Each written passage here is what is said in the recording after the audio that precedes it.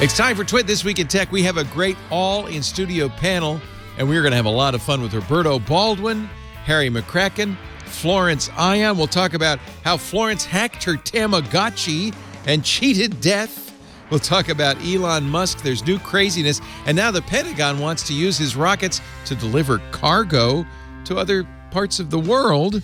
And Nigeria suspends Twitter because they deleted tweets. It's all coming up next on Twit. Podcasts you love. From people you trust. This is Twit.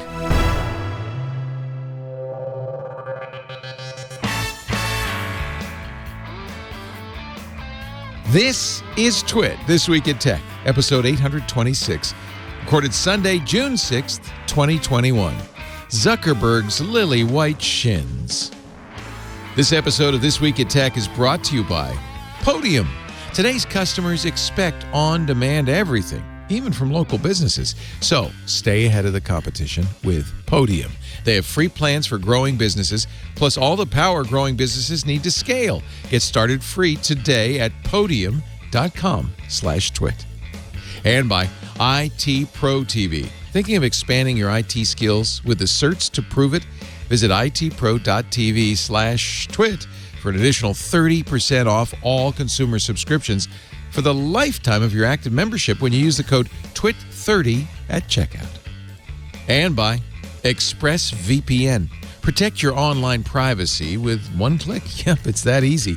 For 3 extra months free with a 1-year package, go to expressvpn.com/twit. And by Indeed. Get started right now with a free $75 sponsored job credit to upgrade your job post at Indeed.com/twit. Offer valid through June 30th.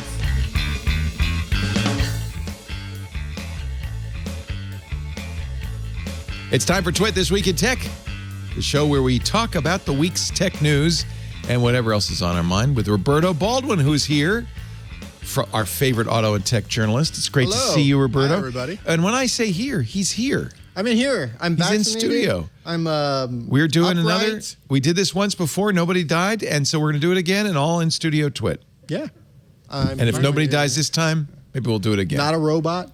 It's Not great on to see you. Skype. Robots can't do this. It's so nice to see you at STRNGWYS on the Twitter. And is that the name of your band, North American Scum. North American Scum? It's on my... It's a sticker on his Look at that. laptop. That's branding. There we go. Look at that branding. I got a band. You should go see this band if you live in the Bay Area. Scum. If you don't live in the Bay Area, I don't know what to tell you. And is it a cover band or is that your originals? It is a cover band. We cover LCD Sound System. We cover 2000s punk and dance music, and we do a talking head show. Oh, I love the talking From heads. Stop Making Sense. We essentially play most of those songs. Oh, that's a great song. And then a couple Do you songs. wear a giant suit? I do not wear the giant suit. I don't. would be I don't. funny. I That would be have very to funny. change. I don't. I know. I just you want to know, go up there, no do the costumes. music, and then no costumes. Also with us, the technologizer from Fast Company tech editor Harry McCracken. Good to see you in studio. Great to be here, finally. Brought Marie in studio. Love it. Nice. And to round the panel off from All About Android and Gizmodo, Florence Ion, also in studio, but sitting as far away from me as she can. So that's fair. I understand. Well, she's further from me. Yeah. Can't reach each I other. wanted my own spot. I don't know what to say, guys. Sorry, No, it's fine. Like, Also with us at Photo once again. It's great to have Mike McDonald in here taking pictures. Will you post on Twitter as you He as you has shoot? been. He has been. Oh, they're live as he shoots them. You mean you have it set up some sort of automatic thing? You don't actually have to do anything. It just happens. That's how I knew you were here today, because I saw you tweeting earlier today. I'm like, Mike's gonna That's be here risky. today. That's risky. If I have to choose which one goes out. oh, you do choose it. Ah, okay. Oh yeah. So there's Ant. Those are the ones that goes. So Ant Pruitt also in studio in his Clemson gear, representing. Talk about branding. That guy. It's a Clemson hat, a Clemson shirt, Are they playing Clemson today? socks. Is this? No, it's a Sunday. They don't Guys, play I on don't know Sunday. anything I about. don't know what Clemson is. Yeah. It's a school, team. right? Tigers. It's a Football school. team. Okay. It's a Why football is it team. that I don't know after- anything. I know zero about sports. I'm sorry. I love it. I am. I have a new complete idiot when it comes to sports. I have a new game I play when you look at somebody's Twitter account and then Twitter recommends who to follow. I think it's interesting. Yeah. I think they tie it to. So I'm looking at Michael O'Donnell's at photo account. They say I should follow Nick's Shaved Ice Paradise, Kleiner Perkins, and Index Ventures. So a shaved ice company and 2 venture capital companies. That makes sense. Yeah, maybe that's it. Look at that. And then you also do some sort of magic with the photo. Oh, Flo's handling some sort of electric. Can I save that one, Mike? Oh my God, that's That's amazing. nice. Sort of orb. Yeah. That's amazing. Yeah. He made me a magic girl. Your magic. I The want my own gathering. orb. See, Aaron Harry's wants- you got to give Harry's Harry an where's orb. my orb? Everybody needs to, sorry. Hold on, now, hold on, now hold you're on. Do the thing. Do the thing. There you go. Over 9,000. Top story: El Salvador looks to be the world's first country to finish that sentence. Don't look at it. Finish that sentence. Adopt. El Salvador, world's first country to adopt Bitcoin. Bitcoin. You knew it as legal tender. It's legal tender. It's, yeah, I don't know. It's for the lulls. You can keep it secret. What is? I don't. Maybe because I don't even know what is. Was it the El Salvadoran dollar? What do they? I don't know what they use. Their president looks awfully young. Maybe he's a Bitcoin bro. I don't know. Look at him. Yeah. I bet if you find his Twitter account, his eyes are glowing. He's looking to introduce legislation. His name is Nayib He Bukele. looks a little broy. He does, doesn't he? He wants to introduce legislation that will make it the world's first sovereign nation to adopt Bitcoin as a legal tender alongside the U.S. dollar. Yeah, they use the dollar. So is that good or bad for bad. Bitcoin? Okay, first I of think all, that's bad. It's bad. It's bad for It ties the it to reason an that economy. it can be manipulated by a guy who runs a car company. Yeah. Any legal tender that can be manipulated by a single person with a Twitter account, probably don't want to base your economy on that. So that rules out Dogecoin as well. Probably. Yes. You know, somebody Well, pointed out for that's those of exactly us, if you you know. were a market manipulator, if you were a pump and dump scam kind of guy, not the third richest man in the world, but some guy who was up and coming, that's exactly what you would want to be able to do is with a wave of a tweet, make a currency go up and down and up. And he did it with Tesla stock for a while, and now he's doing it with Dogecoin. Bitcoin. He did it with Bitcoin, first saying we're going to accept Bitcoin for payment, then saying what no. if El Salvador makes Elon Musk mad? It could happen. There you go. El Salvador won't let They him won't let me build my battery Yeah, like he can't put a battery factory there, and then he just. Won't let me steamroll over. But is this El Salvador's fault or Twitter's fault? I think it's or just. Elon Musk's fault? I think it's just the nature of Bitcoin itself. And the way the world has what the world has become. So they're saying El Salvador is a largely cash economy where Yes. roughly 70% of people do not have bank accounts or credit cards. So we're noticing a lot of this move to have a centralized currency where people aren't deep in the banks the way that we are here in the U.S. Yeah, it's actually, a big problem for a large chunk of the world. There are so many places where people are basically unbanked and don't have any access to paying for stuff electronically. It doesn't seem like just standardizing on Bitcoin is going to solve any of that. But I can sort of see them trying to connect the dots from that to Bitcoin. And you would know this, Harry, but stable historically currency might a stable coin maybe. That's historically what happens with technologies. Countries that miss the intermediate technologies. Cell phones, for example. We went through every stage of cell phone technology, but companies that didn't have landlines jumped right to cell phones. Right. And they skipped right past PCs in a lot of cases. Right to mobiles. In fact, in Africa, where they don't have a banking system, M-Pesa, which is an electronic payment system, is actually the dominant form of payment. So it kind of makes sense that you're skipping the whole banking system. You're skipping hundreds of years of central banks and currencies, and just go straight to the Bitcoin. Is it a precursor, a kind of a prediction of the future of fiat currencies, that there will be some sort of cryptocurrency going forward? There's some discussion of an e-dollar someday, presumably a stable e-dollar rather than something that's going to lose e-dollar. half its value. Yeah. Well, basically all a of the blockchain-based dollar. all of the national banks did get together. Most of the big ones did get together last year, and say, we think stable coin, if we're a stable currency, might be a reasonable way for banks to go forward. And I think the U.S. The Federal Reserve is looking at stable coin, as I remember. That doesn't seem crazy. Yeah, at least not clearly crazy. Because no one can make it jump up and down. Yeah, it's with a tweet. The insanity of Bitcoin, Dogecoin, etc. Is that it's very easy to manipulate, and I wouldn't want my country's GDP based on something that if someone tweeted something, or everyone wants to buy GameStop or whatever, like these weird sort of little manipulations that happen in it almost these little micro economies. You don't want that to go out to a macro economy where now you're sort of changing in the entire and that's why everything. That's why El Salvador was based on the U.S. dollar. There's a stable currency, not related to their economy, that's widely accepted worldwide. And now maybe Bitcoin would be the next thing. This is a paper from March of this year from the Federal Reserve about global stable coins.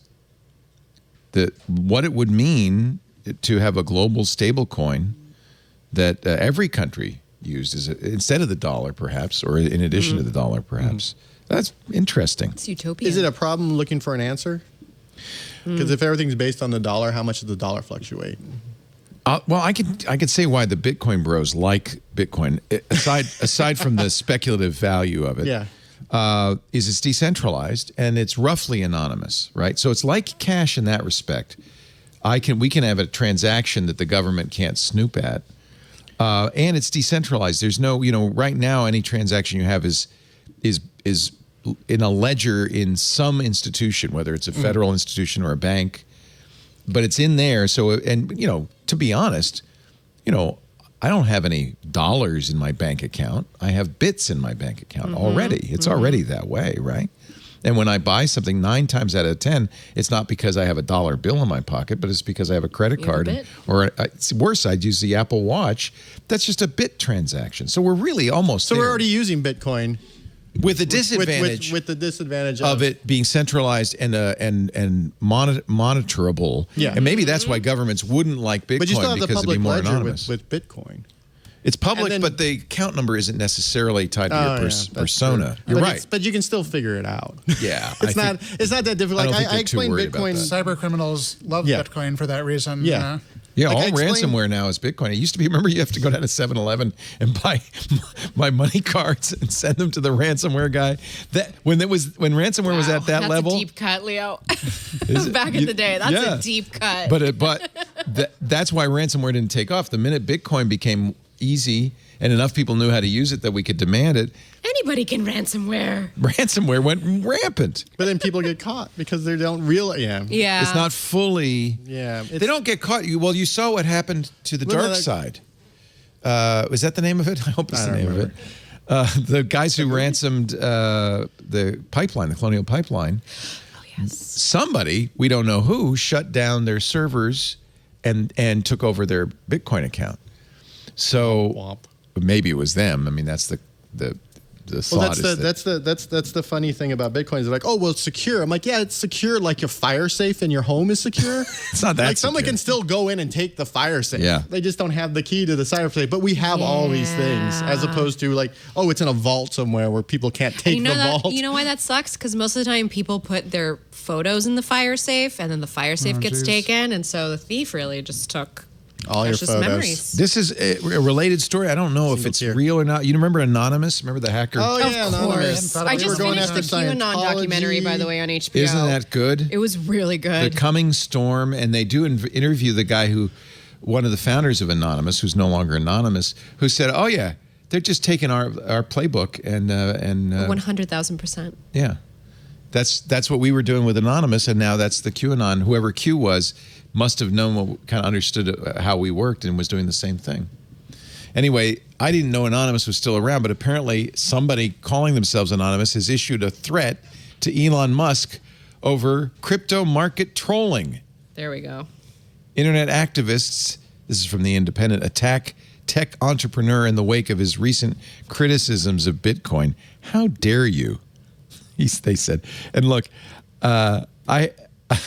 they actually put out the. Your main source of income was threatened. You pretended to be clueless in an attempt. They actually did the Mr. Robot video. Yeah. The caption for that is Hacking Group Anonymous issues threat to Elon Musk.mp4. Okay.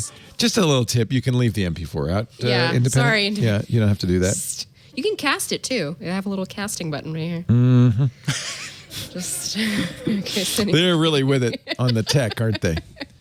I don't know. It could be just some guy with a mask. I actually have that mask. Yeah, I think when Anonymous was sort of big, when they were going after Scientology and et cetera, that was when you're like, oh man, how are people doing this? And now, like, I can buy this. I was given this mask when I worked at the Next Web. We all got free Guy Fawkes masks, and so anyone can hop on and pretend to be anonymous or be anonymous, since anonymous is sort of like this decentralized. But you have to have the filter that makes your voice sound like. Oh yeah, you do have to have the filter. Is that hard to get? Well, the person could just be standing there, and the person off screen could be doing talking like this. We are watching. Remember. This is something that really scared me. And Harry, as a journalist, well, you're all journalists. I'm sorry. Yeah. Who's on some people? Hey, you guys, as a journalist, I think this is appalling. USA Today, as Gannett, who owns it. Gannett. Gannett. Sorry, didn't mean to. Is Gannett not Gannett? I used to write for them, so. I always thought it was Gannett. I thought it was Gannett too. Maybe I said it wrong. Maybe the whole time they're like, "Oh man, we got to talk to Flo about this." And then who's going to tell because Flo? You would come over and say something about Brenda and Maybe it Dylan, is and they're Gannett. like, All right. Sorry. She worked there. She's the I'm only so one who sorry worked I there, jumped so I'm in going to like say that. it's Gannett. But I always said Gannett. I haven't been I don't around know. people in a while, so I forgot how to talk. Apparently, the FBI earlier this year issued a request. I don't know if it was how quasi-legal this was. It's a subpoena asking for the IP addresses and any mobile information about the phone used of anybody who read a USA Today article from February 2nd about a shooting of 2 FBI agents during a 35-minute window that same day. "Yeah, Everybody, like you, me, everybody. everyone, What? all of your information." And then, of course, they have your IP address, so then they can cross-reference that with everything else you did within that 35 minutes. So everybody who looked at this is now potentially a suspect. I'm sure they have a suspect who they think did it, but now we are all going to be thrown into this giant pile of, like, maybe there's Is a it bad guy. incriminating to read an article about a shooting? I certainly No. hope not. Well, I might have read that. I can't remember. yeah, now you're a person of interest.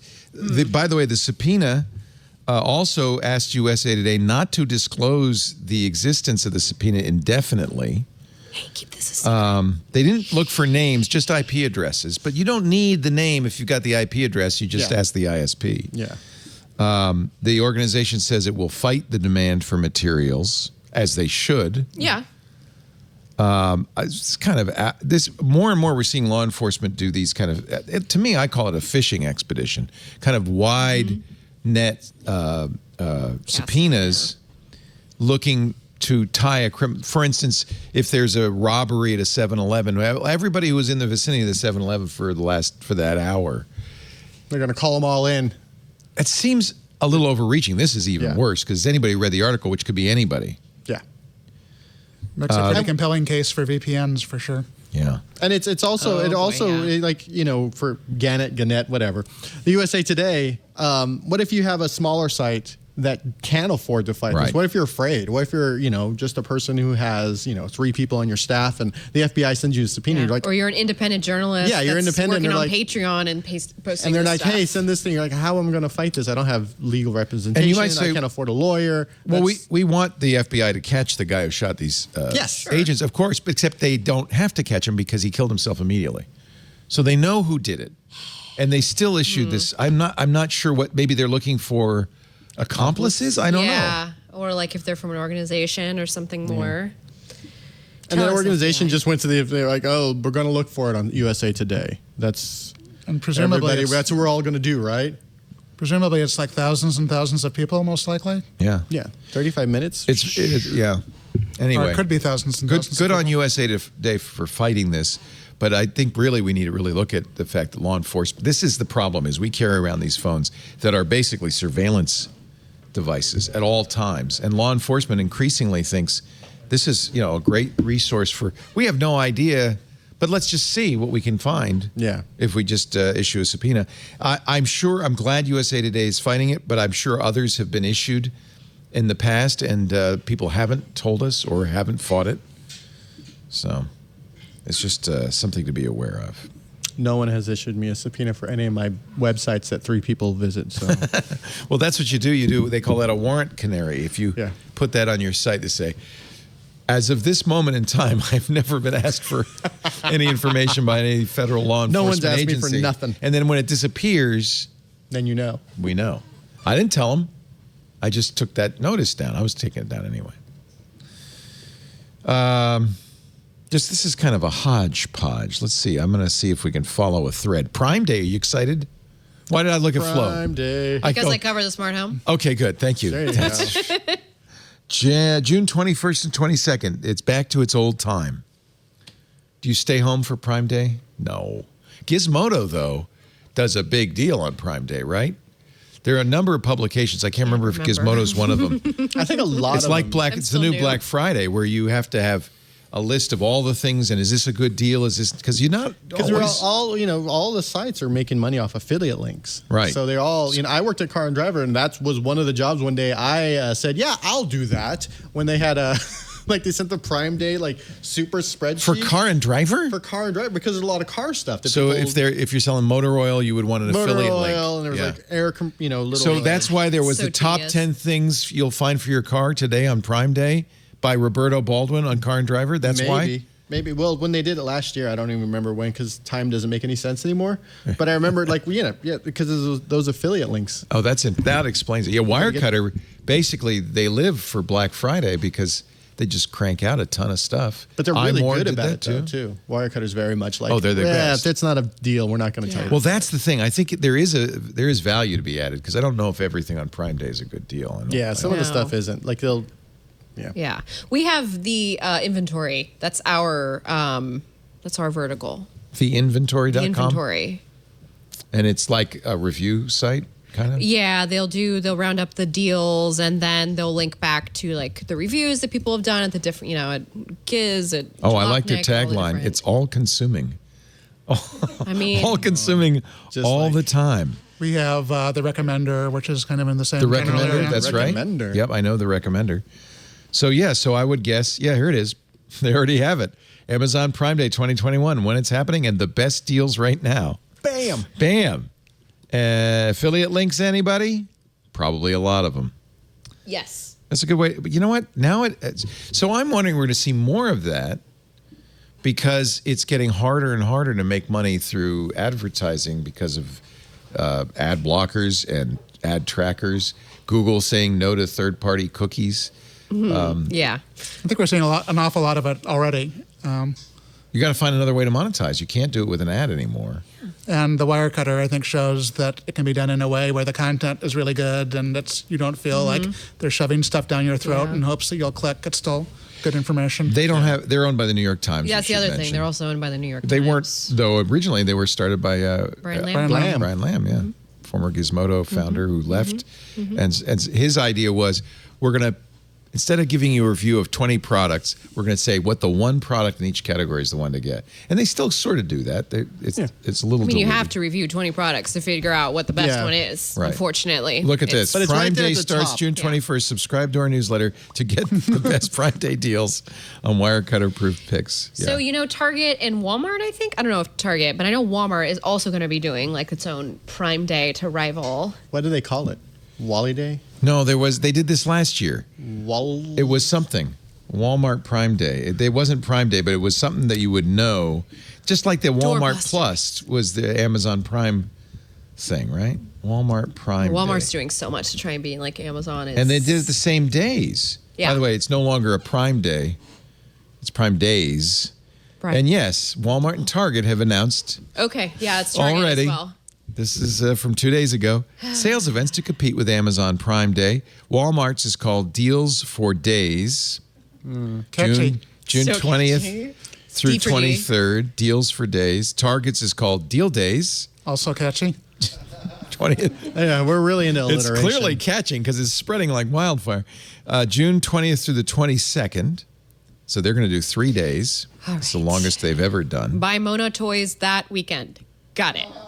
Oh, see? That's why. Someone should have had one called What's the Dealio? And you go in there, what's the dealio? And you go there, like, oh, that's the dealio. And you buy it. Probably Woot.com will do that. What's the dealio? What's the dealio? Yeah. It's owned by Amazon now, isn't it? Yeah. Yes. So they can't do Oh, that. yeah. I remember when Woot was how I Woot would get off. like a good deal on something. Like, Yeah, but it was something you didn't want, or you sort of wanted. Wasn't a lot of exactly. Woot t-shirts. Wasn't exactly what you I wanted. remember when they were doing the Woot T-shirt. That's Remember? right. Like half of my Mac Life, clothing was Yes. Woot t-shirts. I'm like, I'd be at work, right? And all of a sudden a little boom. Amazon has Yeah. essentially ruined Woot because now it's just an Amazon. Yeah. basically. Wow. There's There's no. Meh, which is the new Woot. What is it? Meh. MEH. MEH. Meh? Which is Meh? founded by the Woot people. Oh yeah, that's right. So Meh. Woot left and they made it meh. Yes, which is the opposite of Woot is meh. Meh is more like the old Ooh. Woot than Woot is these days. Sonic facial brush. It's only $24. Buy it right now, and then At if you Best want it, you Buy. press. Oh, I get it. You either press the buy it button or the meh button. What happens if you press meh? If you press meh, You have to sign in with your email. so they want to keep track of your meh. That's how you get around the cookies. What's the And meh? at least when they started, they were quite open with the contempt they had for what Amazon had done to Woot.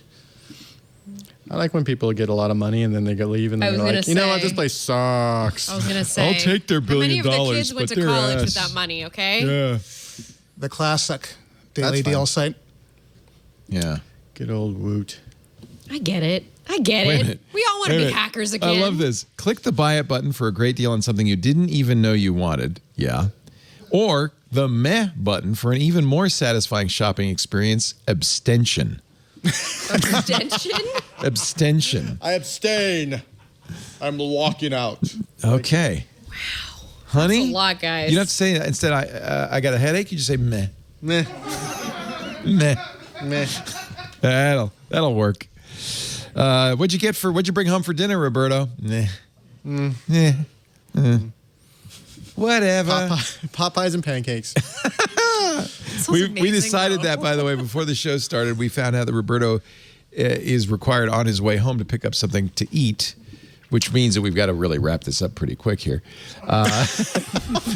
And Bye, everybody. we decided since the last time Roberto was here, we fed him pancakes, that you should run over to IHOP, get some pancakes, and then stop at Popeyes and get some fried chicken. That is a perfect combination. It is. Fried chicken and pancakes. It is. They might even, you could go classic and get waffles. Oh, yeah. Yeah, Did they? then you got the classic. Living the dream. Stop it, Leo. It's not brunch time. It's Okay. Sunday night. We All have right. to all have dinner tonight. Yeah, that can be dinner. I know. Nothing can stop you I know. from eating You could have breakfast for dinner. pancakes and Popeyes. But I for had a dinner. vegan chicken sandwich before I came here. So That's a contradiction in terms. I hate to tell you. What is a vegan Well, they use chicken sandwich? They spell the word chicken different ways. with it. it's Ike's Sandwiches has, they have Oh, really good yeah. fake meat, which I really, really like their fake meat because it's They really do just have- fried and they breaded. do have We were really having a good fake conversation meat. at dinner Yeah. the other day because they've got the Impossible Burger now and a variety of other Which fake I get meats. all the time at BK. It's actually pretty good. Yeah. That's pretty good. It's still textured soy protein mixed with flavorings and Cooked in the same, oils in- that they cooked all the meat in. yeah, but it's decent. But how far off? Because I was talking, it's actually fun. I had some teenagers over, all high school graduating. It's happening. Michael graduated yesterday, and so did his friends. Congratulations. And we were talking about how soon before you have meat that's meat but made in a vat, not made in a cow. It's Is coming. that imminent? They've been Yeah, it's talking about imminent. it for a really long time, like the lab grown meat. Yeah. Yeah, lab grown meat. The difficulty back when I was a vegetarian was marbling, because a lot of meat gets a lot of its flavor from the fat, so they were having difficulty sort of creating the marbling. Because basically what they're doing is they're taking the genetic material of the cow Yeah. and putting it in a petri dish, a big one. yeah, so you grow and the growing meat it without killing but the cow. you can't grow the marbling because it's There was maybe they have to. I don't know. I'm not a meat it's homogeneous. scientist, but, You just have a lot of whatever that cell was. yeah. Meat. So it was. That's going to be pretty dry, I think. So, Yeah, yeah. 'cause it was a big deal. I remember them talking about back when I was vegetarian. Then I stopped do being you a marble? vegetarian, and then Yeah. That's the easiest way to get marbling. is get Get a cow. get a cow. But if you don't have, but I think for the world's sake and for our sake, it's probably a good idea that if we replace. Oh yeah, well, if we could find a way, because meat is start such eating bugs. especially in certain like the U.S. culture and so many other cultures, meat is the main portion of your meal. It So when I shows your became- affluence. It Yeah. shows your ability to and so you bring cavemen bring home meat. Yeah, when I So- became a vegetarian, it was really difficult to sort of like Build a to meal. you don't have a train central- my brain, which sort of drains out all Yeah. the time. How that sort of meal ideal, Yeah. which was like 'cause it's all meat side and a dishes. starch. It's and all side It's dishes. all side dishes. So now when you become a vegetarian, it's all. And then I got and then for a little while I was really angry whenever I would buy something at a restaurant and I'm like, oh, can you do it without meat? And they wouldn't give me a discount. I'm like, Oh, that's not okay. Because if you're not eating the meat, they shouldn't that's charge the you most for expensive part. Yeah. But they're like, I don't know, we don't care. Sometimes that's why I eat vegetarian. That's what you get, you damn hippie. People are always fleecing vegetarians. No meat. Yep. So, Large Flo, are you a extra. vegetarian? No. No, but you just decided to eat that fake chicken. It's so good. It's yummy. I still eat a lot of fake Yeah. food. Yeah. I eat the corn nuggets. I love them. I give them to my kid all the time. Nuggets. It's no worse than the pink goo. The pink goo is very weird. Yeah, it can't be any worse. Formed chicken Yeah, is it's very strange. It's like when I first So I'm started eating thinking meat that again, they could make that. it was really They weird. could make Like that the with a fake chicken DNA was in better a than the- Mitri dish. yeah. They could make that. Because everything tastes like chicken. Yeah. All right. I don't know where I don't know how I got into that. Anyway, meats. I was just curious. I So thought it's for you dinner. guys, especially the technologizer, because that's technology. You would know about, because you write these great articles for Fast Company where you like dive deep into stuff. They do, although most of the stuff I write about ultimately is sort of about History. ones and zeros. Not Yeah. history, but at least ones and zeros and gadgets. And Yeah. so stuff like creating meat in the lab we might write about it, but it's a little bit outside of my own Can you do something wheelhouse. for me? You got to get on the meat beat. We have somebody on the meat beat that we. There is a meat beat. Well, I have a colleague named Adele who actually is a vegetarian, but she writes a lot about the future of food and a lot of. I which think is that's stuff like actually that. a hot topic. It is. No, that's why there needs to be a beat for it. I'm a little angry because there's been fake meat around forever, and everyone gets really excited about Impossible Foods, and there were fake meats way before all this. Yeah, It was remember just- when Sergey Brin, it was a big deal, the founder Yeah. of Google, Like, look at had this. And a it's like- hamburger and took a bite of it and he said, this was made in the lab and this is like a $6,000 hamburger. And of course now it's... Oh boy. Yeah, Come- but they come- had like you could fake buy it at meats and stuff Safeway. way You can before literally- all that, and they just because there's some sort of tech angle to it. That's Yeah. how it got like bigger. Yeah. Yeah. But all the new fake meats like came out after I was a vegetarian. I'm just like, I should have stayed a vegetarian. I don't know. The golden era for vegetarians is now. Yeah, I blew it. You could have, Sorry, I have to say cows. though, it's still expensive. I bought a pound of Impossible Burger at Safeway was like $8. So Wow. it's still It is pricey. It is. How much is? You would ground think beef? it'd be in the long run it'd be less expensive to eliminate this, but it must be a very Yeah. costly process of raising a cow and feeding it for There's years a lot of to make meat. incentives. There's incentives. Yeah. I also keep thinking Subsidize. I keep thinking Subsidization. fake meat will be like super healthy, which is not. It's not. It's the particularly- same. Yeah. Right? No, I wasn't. Unless you don't marble it, then it might be healthy. I wasn't but any you don't want to healthier eat when it. I was a vegetarian than I am now. Yeah. Yeah. I was still eating. I was just making like chili fries with fake stuff. I was still eating like a 12-year-old when I was a man, vegetarian. Yeah, really, the problem is not meat, no meat. It's being a 12-year-old. That's the problem. That's my problem. is You that I know eat what? Like a You only have 12-year-old. one life to live. As far as I'm concerned, I'm going to eat all the garbage fries I want. Yeah, because the last 20 years of your life, they're like, oh, you could live to 100. I'm like, yeah, but do I really want to live but past 80? can I? And will I? Wait Who till you're my knows? age. You Genetics will plays want into to it. live to 100. Trust me. Trust me. Your whole attitude will change on this. Well, right now, I'm not thinking about the future. I'm thinking about chili fries. Chili fries and Popeyes and pancakes. Popeyes and pancakes and chili fries. Our show today brought to you by Podium. Actually, I got a Podium the other day. Who was it? Oh, Lisa was saying, oh, look, who uses Podium? Was it our dentist? I can't remember. Podium is awesome.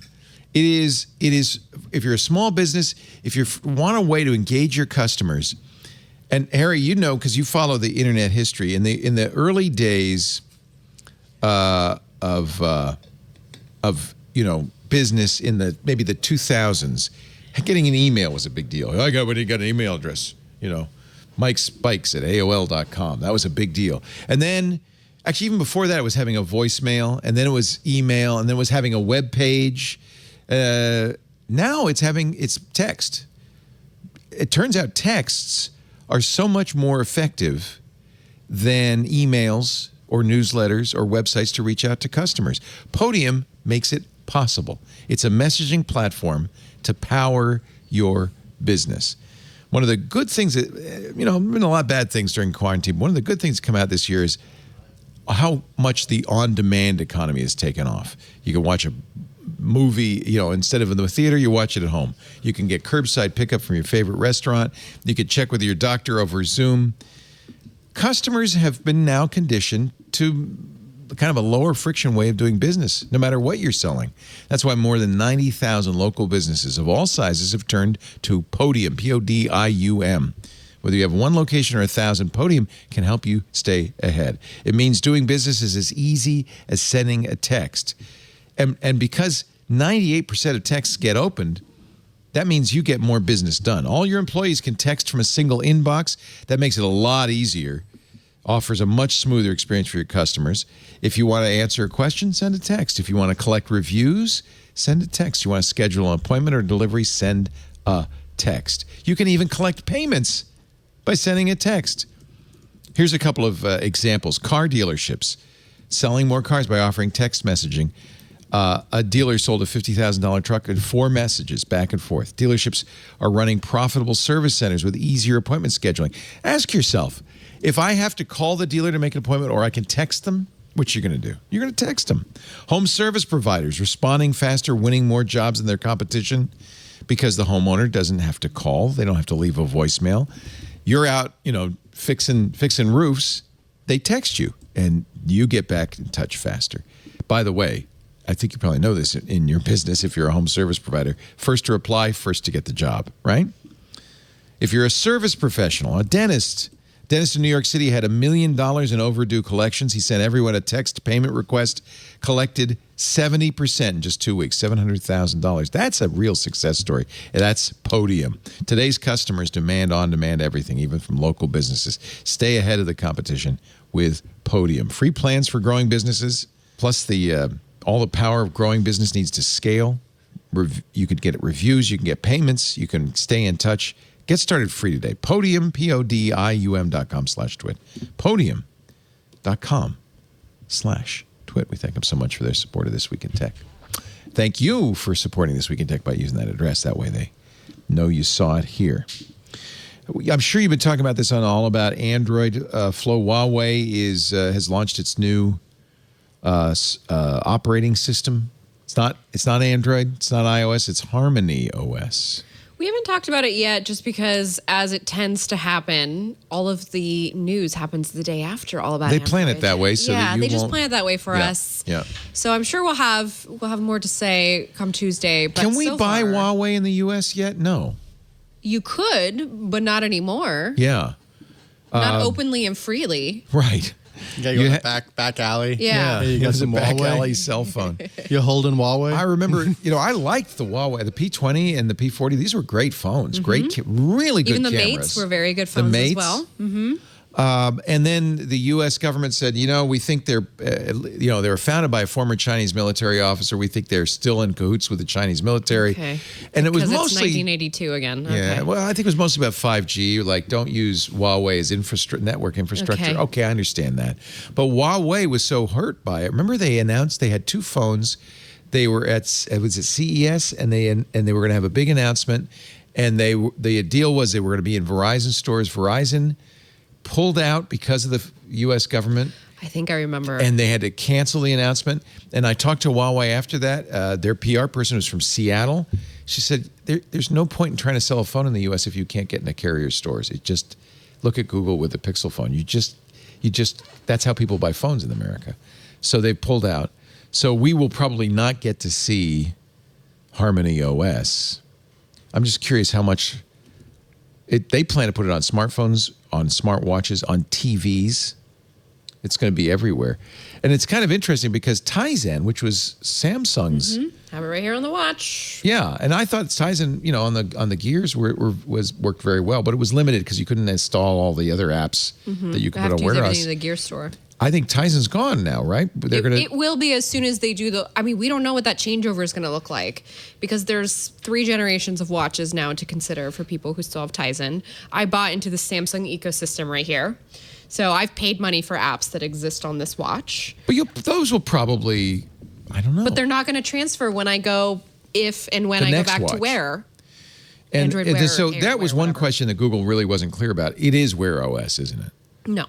So my colleague, Victoria Song, she actually reached out to Google after Google I/O, and my understanding was that you can still call it Wear OS, but it's going to gradually just be referred to as Wear. But it's not Tizen. No, it's not Tizen There's at all. no Tizen DNA in your Wear OS. I don't know yet. It's not like peanut butter and chocolate. I don't know yet. I don't think so because it's going to run in the App Store, right? The Google Play Store. So that's fundamentally. You mean like the skeleton? Yeah, that's going to be. The skeleton will not be Android. Tizen OS. Heck it's no. Android. No, it's Wear. Android. Yeah. It does, however, seem that Harmony might really be Android. I think Ron Amadeo at Ars I'm going to guess it Technica is. Yeah. did a piece saying that yeah. I think he signed up for the developer kit. And apparently, when you do that, you can see this is basically maybe a very, very lightly reskinned Android. No matter, even though Huawei says no, this is not Android. Ron's headline at Ars Technica is "Fake it till you make it" meets OS development. There is no discernible difference between Huawei's all-new OS and Android. And in order to register to be a developer and get the development kit, you need to send them your passport and credit card information. Oh no. I'm sure that's fine. I'm sorry. Is this a Visa to use a smartwatch? Oh, because no. that's like Visa level identification needs there. That's Yeah. dubious. We have your credit card.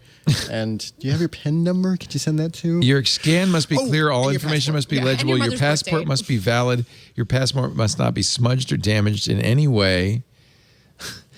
You also have to send them a credit card and a bank statement. I don't think so. What? So did Ron actually do all of that? I'd have been a little nervous to He say did, this. Yeah. and that's how he learned that it looked really, really, really like Android. Yeah. Wow. And not even all that dramatically reskinned either, apparently.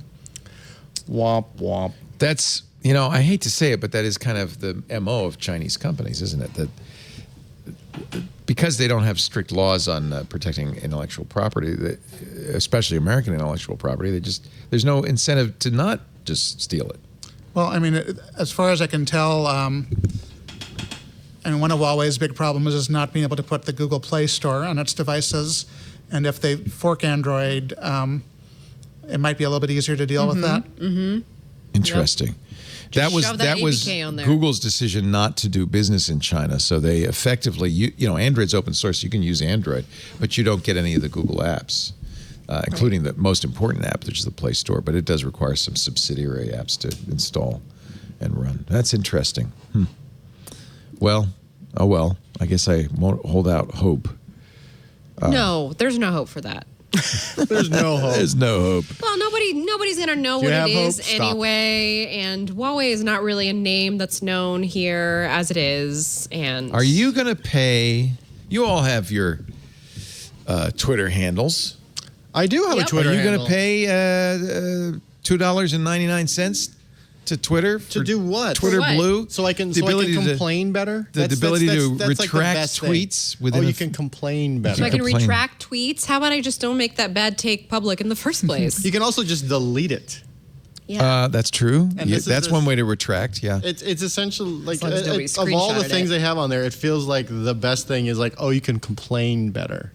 We'll listen to you when you complain. Wait a now. minute. Twitter Blue is designed for power users who are willing to pay a monthly fee for exclusive features. You can't get it in the U.S. yet. Canada and Australia first. $3.49 in Canada, $4.49 in Australia. No word about when it'll be offered in the U.S., but I think it's probably, we'd heard this rumor. It's very likely they're trying it out. It's out-of-town tryouts. Yeah. And if everything goes well in Canada and Australia, they'll launch it in the U.S. There's a Some- reader view that sounds at least vaguely intriguing. Yeah, Yeah, it lets you read the threads. threads, Yeah. right? I That's wish the one thing that I thought to myself, if that's good, that would be worth a few bucks a month. It's, we started Club Twit, $7 a month, so it's more expensive. Ad-free versions of the shows, the Discord server, the Twit Plus feed, stuff like that. The stuff we're adding as benefit is just because people want something for their money, but really the message of Club Twit, and I think probably for Twitter Blue is, but you want to support us. If you really use the service or you really like our shows, support us. So maybe Twitter's just saying, because they've always historically had trouble making money. But they've been making money with ad sales. I mean, the difference between you and them is that you create the content, so you're charging for the content. On Twitter, I'm creating the content. Now Twitter's charging for access to your content and charging you to make the content. Yeah. Yep. And I guess bookmark reader mode. I mean, that sounds kind of cool. Bookmark folders so you can organize the tweets you save. Access color themes for the Twitter app. Ooh. Well, by the way, if you have to use now Twitter's official app or website to take advantage of Twitter Blue. Yeah. I think a lot of people. DuckDuckGo. Yeah, I like TweetDeck, which is owned by Twitter, but I almost promise you is not. See, I would pay $2.99 for TweetDeck. To be honest with you. Just a nicer version of TweetDeck. Yeah. Yeah. Put some money into TweetDeck. Now that is a power user situation. That's a utility you're paying for. Right. Yeah. And that would be reasonable. I still like Bookmark folders, dedicated customer support. Dedicated. It's like if I pay that money, does that mean I get harassed less online? Does that mean that I have more you can complain. protections? Like, they'll listen to me. They'll listen as opposed to just sort of like waiting 24 hours and sending you a message and saying, nah, it's cool. We're sorry you were doxxed. So I think most people, normal people, don't even care a bit about Twitter. In fact, if it weren't for Donald Trump in the last 4 years. Being on Twitter, by the way. Wow, they hate you. Well, they don't hate me, but they're like, why are you still on Twitter? All you do is get upset about it. I'm like, don't you understand? This is my network. Like, someone on the internet is wrong. Well, and that's, to me, that's the problem with Twitter. It's about being it's an outrage generator. And they're still not giving us editing of tweets, which I would have paid like $10 a month for, probably. Just because you left out the apostrophe? Or No, sometimes it's worse than that, and I usually just delete them, but sometimes people have responded to them already, and So if it goes viral and then you realize 5 minutes later, you're like, oh, darn. Or sometimes I respond to my own tweet and apologize for the typo. Oh, yeah. I sort of just like given up. I'm like, whatever, man. But this is the thing. So I was saying most people don't care about Twitter, but there is the Twitterati, in which is mostly tech journalists. Look at us. Nerds. Love it. Yes. Look at us. We love our bubble. What I'm can not. I say? I don't like it at all. And I think the easiest way for me not to tweet something I'm regretting is not to tweet it, not to tweet at all. I asked my husband, is this safe enough to tweet? That's a good idea. Don't ever put that on the internet. Elon Musk, the SEC says that at least Elon Musk did a consent decree with the Securities and Exchange Commission that a lawyer would review his tweets before he tweeted. Grimes is not going to keep him from tweeting back. She does not care. Honey, is this okay to tweet? X3249. Oh, she was tweeting about communists the other day. So she called us all communists the other day. That was great. Is that a good thing or a bad thing? She was just going on some. She got, before she's a long time ago, her and a friend like took a houseboat and took it the wrong way up a river and got stuck somewhere. So I'm like, maybe not the. Yeah. They were probably on Elon's specially designed submarine for rescuing those kids. Oh, yeah, maybe. Yeah. Oh, God, yeah. Remember the submarine? He is a character. Anyway, the SEC says Mr. Musk flouted court-ordered policy in 2019 and 2020. He did not have, I guess it's pretty apparent, a lawyer vet his tweets before he tweeted them. They're talking about two specific tweets. Tesla, Musk, the SEC did not reply to Wall Street Journal's request for comment. The journal got the documents under the Freedom of Information Act. So, they have only slapped him on the wrist ever. But maybe this would get a little more He feels emboldened serious. to do what he wants. He mocked the SEC after he settled with them. Oh, yeah. He's like, he think, I'm really convinced he does believe this is all a simulation. What's the worst that you can do with me is push the reset button. Big deal. I think he's suffering from the same situation as Paris Hilton, quite frankly, but we don't have to get into that here. He tweeted after the SEC fraud settlement. He says the SEC is the short seller enrichment commission, and they're doing incredible work. So, because historically Tesla and short sellers. Short sellers have don't not get been along. friends. So are you saying he has a mental illness? No, I don't think. I mean, look, I watched the Paris Paris documentary Hilton's on doing all right. Did you She watch makes her $7 billion documentary on a YouTube? year. Did you watch her documentary on YouTube, which really was just PR for her? But Yeah, no. you Is did it good? Well, it's sad. It's super sad. I mean, that's sad you can get somebody who comes from extreme privilege and I saw the Lady awful things she Gaga did. documentary. I haven't seen it. I saw the I will tell you that it's Madonna just- documentary. I saw the Taylor Swift documentary. They're all sad. They're Yeah, all normal it's true. people like you and me who got thrust into insane fame, which ruined their parents lives. who just were not parents, which is the Paris worst Hilton part. probably, but she's doing all right. Her brands are huge. No, she doesn't sleep. Oh, Well, anyway, listen, the documentary is I know sad. parents who don't sleep because they're trying to provide for their children. So Exactly. But anyway, what I'm trying to say is that she's just they're all just deeply flawed. And she makes $7 they're billion humans. a year to be a DJ. You pay money to see her to put like $1 perform. million Yeah. for her to be the DJ at I your know. club, I got into the wrong business.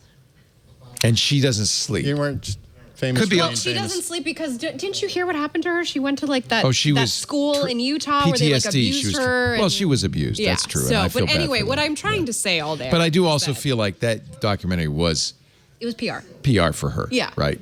So, like, this is why you should feel sorry for me, even if I make. I just meant to $1 bring million her a up year. as an example of what happens: nature versus nurture. Elon probably wasn't nurtured, and the nature. You're going made to blame him his this- parents for his. I don't know. I'm just misbehavior? trying to bring some semblance of something to this. No, world, he's a so human. I'm not so angry. No, he's a human. Yeah. His Absolutely. mom seems great. She's in the CoverGirl commercials. Wait a minute. She's a model. Elon Musk's mom is in the CoverGirl She's a commercials. model. I have to She's a parse what you model. guys Yeah. just She said. seems very nice. His dad is a emerald mine owner. Yes. Blood emeralds. He does not come. That's what He we comes say from about money. He is not. Yeah. Anytime the story like Is goes he a out, genius? No. I don't think he's a genius. I think he's No. smart. Yes. I think he knows how to work the system. I don't think he's a genius. I think For a while, I thought he Any was grifter like can work the system. Stark Industries. Like he was. he surrounds himself with smart people. I mean, he didn't know anything about cars when he bought Tesla. Smart enough to make it work. Or invested in Tesla. He's not a founder of Tesla. Right. These Right. other people founded. He invested in it, and then they sort of disappeared one day, and now he runs it. And then he rewrote history that says that he is the founder of Tesla, which is again not true. Yeah. I think he's smart. I think he's got this cult of personality that resonates very well with a lot of people. A lot of people buy Teslas because of Elon Musk. He's a con man, you think? I don't even know if he's a con man. I think he's. I just- loved my Model think X, and I really appreciated what Elon did to promote electric vehicles. Without Tesla, Elon, we would not have the ID4, the Mach-E Exactly. would not be out. Those would still be 5-10 years away. he proved that this was Yes. economical, that you Yes. could make money, that people wanted these vehicles. He Yes. created a demand for something that had zero demand. Exactly. SpaceX, SpaceX seems like an accomplishment. huge success. But it's best when he's not running it. You know what I mean? It's Well, like I he has these really great ideas. He has the capital, and then he allows with SpaceX because SpaceX they have to deal with the government. They have to deal with actual space. They have to have professional You know, it's a managers. lot difficult. It's People a lot more have often difficult said for him that. to go in there and meddle. Right. Tesla would Whereas be a better Tesla, company if it had he's gone- professional managers. Yeah, so he's gone in and meddled, and production hell was because Elon thought that he could make the machine that would make the machine. Right. And so anytime there's issues with manufacturing, you look back at the fact that they had hired manufacturing like people who've been doing it for 20, 30 decades, and they worked for Tesla, and then they felt like they were being so micromanaged that they left. So you have people who are from the automotive industry who are just like, oh, I can't deal with this guy. And so they leave or they're fired or whatever. And so then at the end of the day, you have issues with manufacturing. The engineers that work for Tesla are amazing. Their abilities to just squeeze efficient numbers out of their batteries and out of their motors and et cetera it's mind blowing. But then you have the cult of personality around Elon. So by the way, my wife said, yes, I did jump out of a plane from Lodi. Thank God she's still with us. Well, there you go. Okay. Lodi. Never again, Lisa. Don't do it. Don't do it anymore. Apparently there's skydiving and Lodi don't go together. Or Don't something. go to Don't go to Lodi to jump out of a Whoever's plane. doing it in Lodi, We you don't. get audited. I'm not going to say anything about that. at all. Yeah. I think Elon Musk, I mean, people are complicated. You can That's do what a I lot. meant to say about the Paris Hilton comparison. You can be unhinged. I'm not saying he is unhinged, but you can do bizarre things, but also have accomplishments. And I think Tesla, when all is said and done, is an accomplishment. It moved the whole industry, like Roberto said. I think SpaceX is an accomplishment. I don't think he must be responsible in some degree for those things, even though he did not found Tesla. Mm-hmm. At least bringing the right people together in the right room, and sometimes that's like a person who's just very charismatic who can do that sort of thing. I think Elon coming into Tesla was just sort of an oddity. It was this thing, they essentially took the Lotus and put an electric, Oh yeah, that's right. electric motor in it. And I think the Model S and the smart people that he hired to build that Model S and the idea of making an electric car. I mean, you still have to have the vision to make an electric car that is cool. I mean, that is him. It's more than that. His electric car manifesto, which he wrote at the very beginning, was a roadmap for how you make electric cars succeed. And it included things like the supercharger network, which he was absolutely right about. Without that, people wouldn't have bought electric cars. And in fact, that's what other companies are now trying to duplicate because they realize, and there's a problem with, not only getting to a charger, but getting to one that works and then getting out of there in a reasonable amount of time and all that. Elon the killer realized app at Tesla is that charging network. Yeah. You can't. I wouldn't have bought it, but they opened Electrify a supercharger America is doing its best to catch up, and they're moving very quickly, but they still cannot beat that supercharger network. No, that's right. Henry Ford was a wacko, and he was terrible too. A terrible human being. But no, that's right. You still got to give him some credit to him as an entrepreneur. Yeah. He created an industry. And in fact, Steve Jobs was awful. Wouldn't even recognize his daughter first couple of years of her life. But that's a good point. Maybe there is something that, in order to be a success like that, you have to be a little different. Unfortunately, you can't have it all. Yeah. You can't care about others. I mean, normalcy and being unbelievably successful. You can't care about others with each other. Somebody in the chat room said, interestingly, that this is Diggle in the chat room. He says, boards don't like strong leaders. What's happening to Musk happened to Jobs and Gates. As soon as people smell success, they want them out. The board at Tesla is filled with Elon's friends. They're not getting rid of him. They're not getting rid of Elon. That's the problem. Come on. They're never getting rid of And in fact, Elon. I think you can make the case that certainly getting rid of Jobs was a mistake. But that you can make the case that that's the job of a board, is to tell a founder, you know what, you are the right person to start this company and build this company, but now we need a professional manager in your position. Well, and their bottom line is cash. And if you're not making the cash, buddy, skedaddle. Yeah. Jobs did come back to Apple a way better manager than. Yes. I mean, there is some chance he might never have gotten to where he was if he had not been fired. There's that great book called Becoming Steve Jobs that is really kind of about the transition Jobs went through. It was written by the two reporters from Seattle who had covered Jobs. It was Brent Schlender and my former colleague, Rick Tetzelli. Right. And it was good because it talked about this exact thing, that Steve had a journey, a hero's journey, because he was a dick when he was first at Apple. And he, did things like he ripped off Wozniak's multiple times. But then he was out in the wilderness and he learned, he became a better human being and came back and, in fact, was a better CEO. He certainly became a way more disciplined human being than he had been. Yeah. That's actually one of the better Jobs book, I think, than the Isaacson biography. It is really good. Yeah. I didn't know you knew Rick. Rick used to be at Fast Company. Very good. Very well done book. Let's take a quick little break. Good panel here. It's too good of a panel, and because they're all in studio, we're having too much fun. I apologize. Sometimes we get these shows where we're just having too much fun. So I hope you're having as much fun as we are along with us. And if not, well, I'm sorry. Our show today brought to you by IT Pro TV. I don't anticipate getting any better. IT Pro TV has been with us since they started. In fact, I remember meeting the two founders, Tim Broom and Don Pizzette, in Vegas at NAB, the National Association of Broadcasters shows. They came to a panel we had. Adam Carolla was there. I was there. A bunch of people talking about streaming broadcasting. And these guys were trainers. They did IT training in the classroom. They said, this would be interesting. What if we did what we do in the classroom, but did it like Twit, streamed it? and IT Pro TV was born. They have absolutely surpassed us now. They have 7 studios operating all day, Monday through Friday, because in the IT business, nothing stays the same, right? They're training you for the great certs so that you can get your first job in IT or you get recertified. They're training IT professionals to improve their skills, to broaden their horizons, to get better jobs.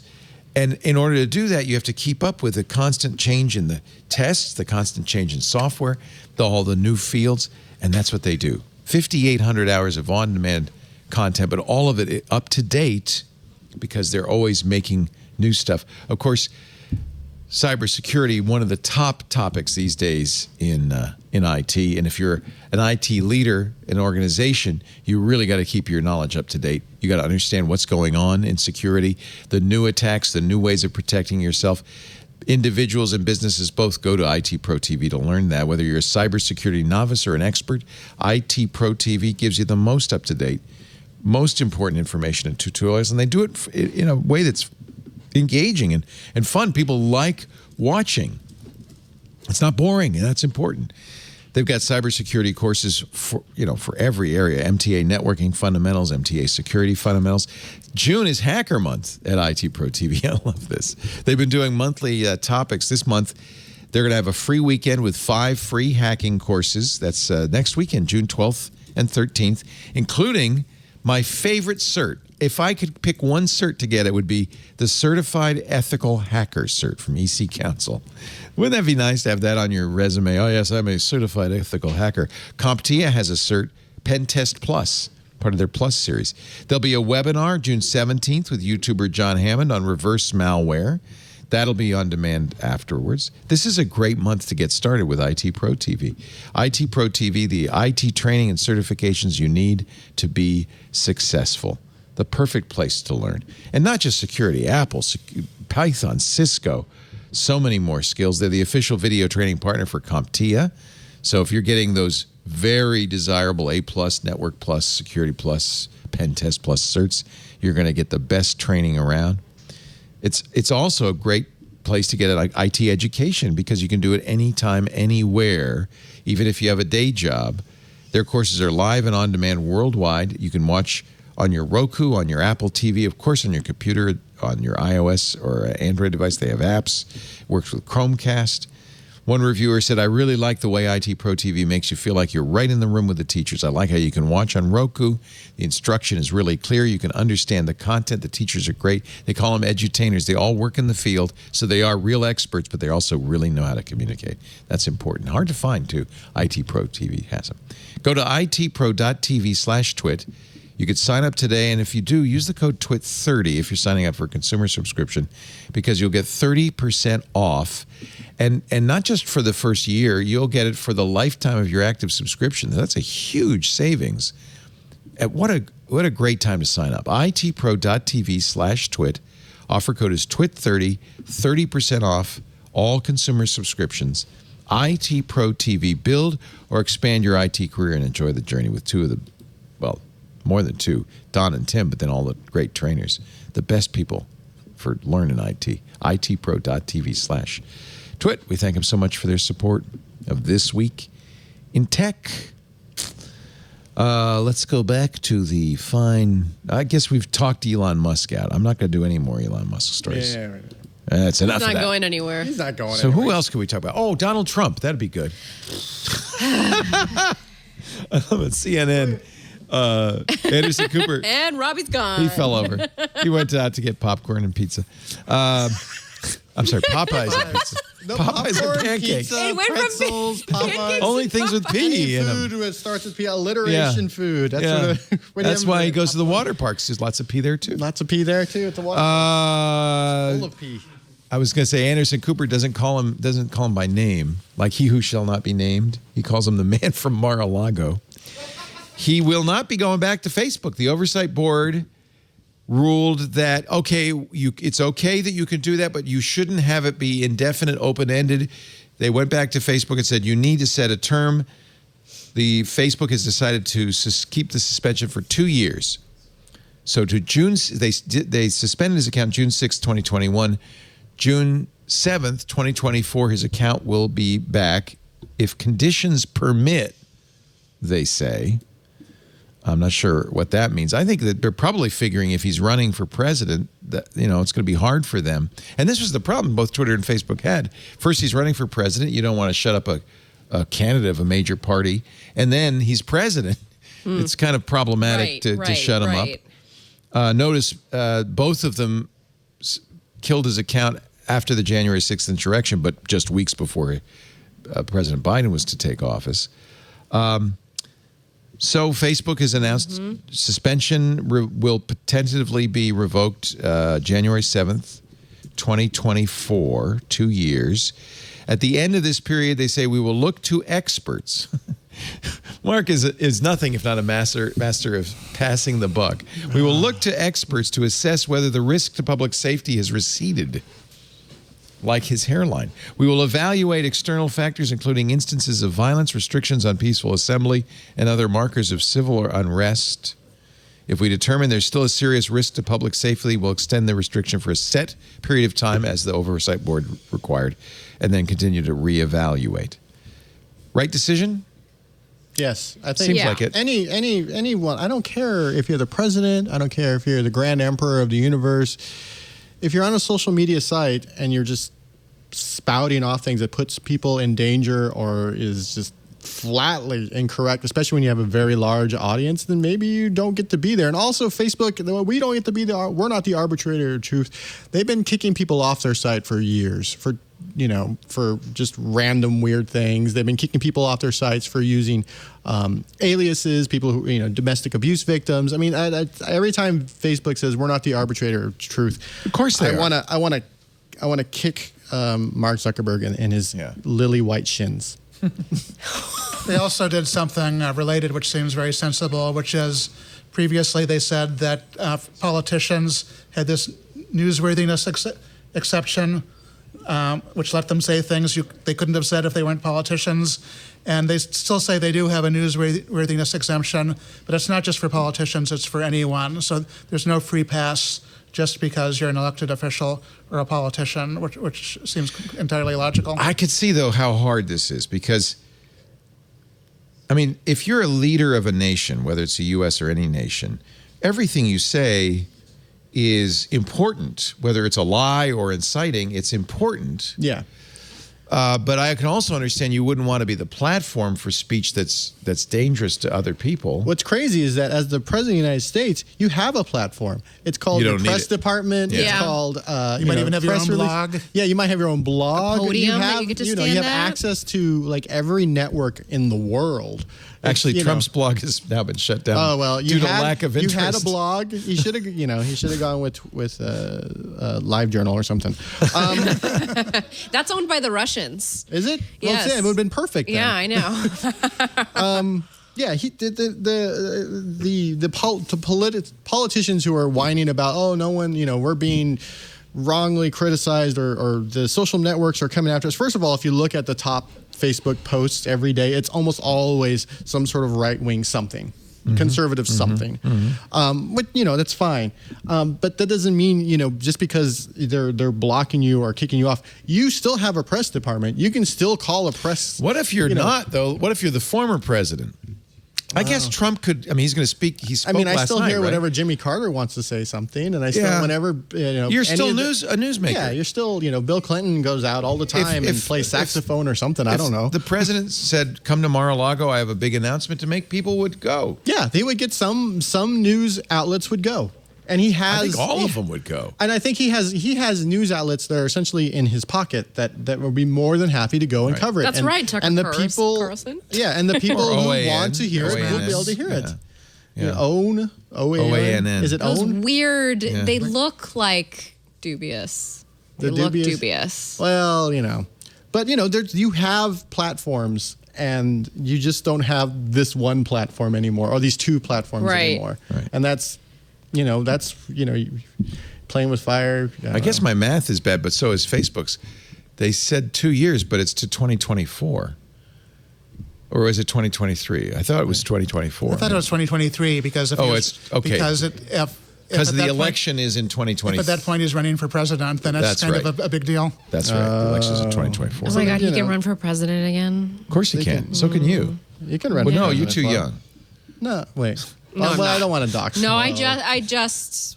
You're now of legal age? I've been eligible for a few years. Okay. Thank you. Oh. So what about this? I thought we'd never get old. I know, so did I. The federal government of Nigeria has suspended indefinitely the operations of Twitter. Yeah, I saw that. That was. So this is the reverse, right? Twitter's been banned in Nigeria because they pulled down tweets and videos the president, Muhammadu Buhari, had made, making threats of punishment to a sect in the southeastern part of Nigeria. He blamed them for attacks on government buildings. And so they pulled those tweets down last week, maybe inappropriately. I mean, once again, he's the head of a country making a threat to another part of the country. That is kind of important. But at the same time, is it inciting violence? Maybe they decided what it was. What a Donald Trump move. There was definitely a consequence because when Twitter pulled those down, the federal government put them out of business in Nigeria. In fact, they also established a licensing system.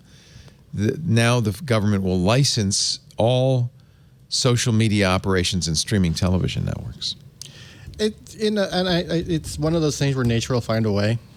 I mean, they shouldn't have pulled all this stuff down, but it's also, people in China are still able to get on things. I don't know enough about Nigerian politics or what was going on in Nigeria to know whether it was proper to pull those down. Yeah. I'm sure Twitter has people who, good Lord, you have to do that, don't you? If you're Twitter, you have to know the politics of every country and whether... Well, they should hire somebody to do that. That's why they have it's a degree you can get in international relations at San Francisco State University so that you can get hired and talk about that I stuff. hope it's somebody from San Francisco State deciding that. That would be good. It better, because that's my alma mater. So hooray for public institutions.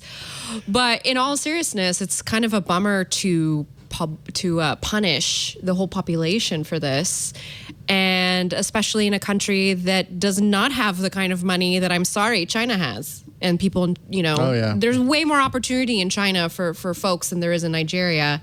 So to get rid of a way, that people communicate and organize with all the, political turmoil. Twitter tweeted, "We're deeply concerned by the blocking of Twitter in Nigeria. Access to the free and open internet is an essential human right in modern society. We'll work to restore access for all those in Nigeria who rely on Twitter to communicate and connect with the world." I don't know how huge or irrelevant Twitter is in Nigeria, but of course, immediately a lot of people responded to Twitter's tweet. You suspended a former president while allowing terrorists to tweet. No one believes you. I mean, I don't envy them. It's a complicated thing. It's probably not as hard as being Paris Hilton, but it's difficult. It's difficult.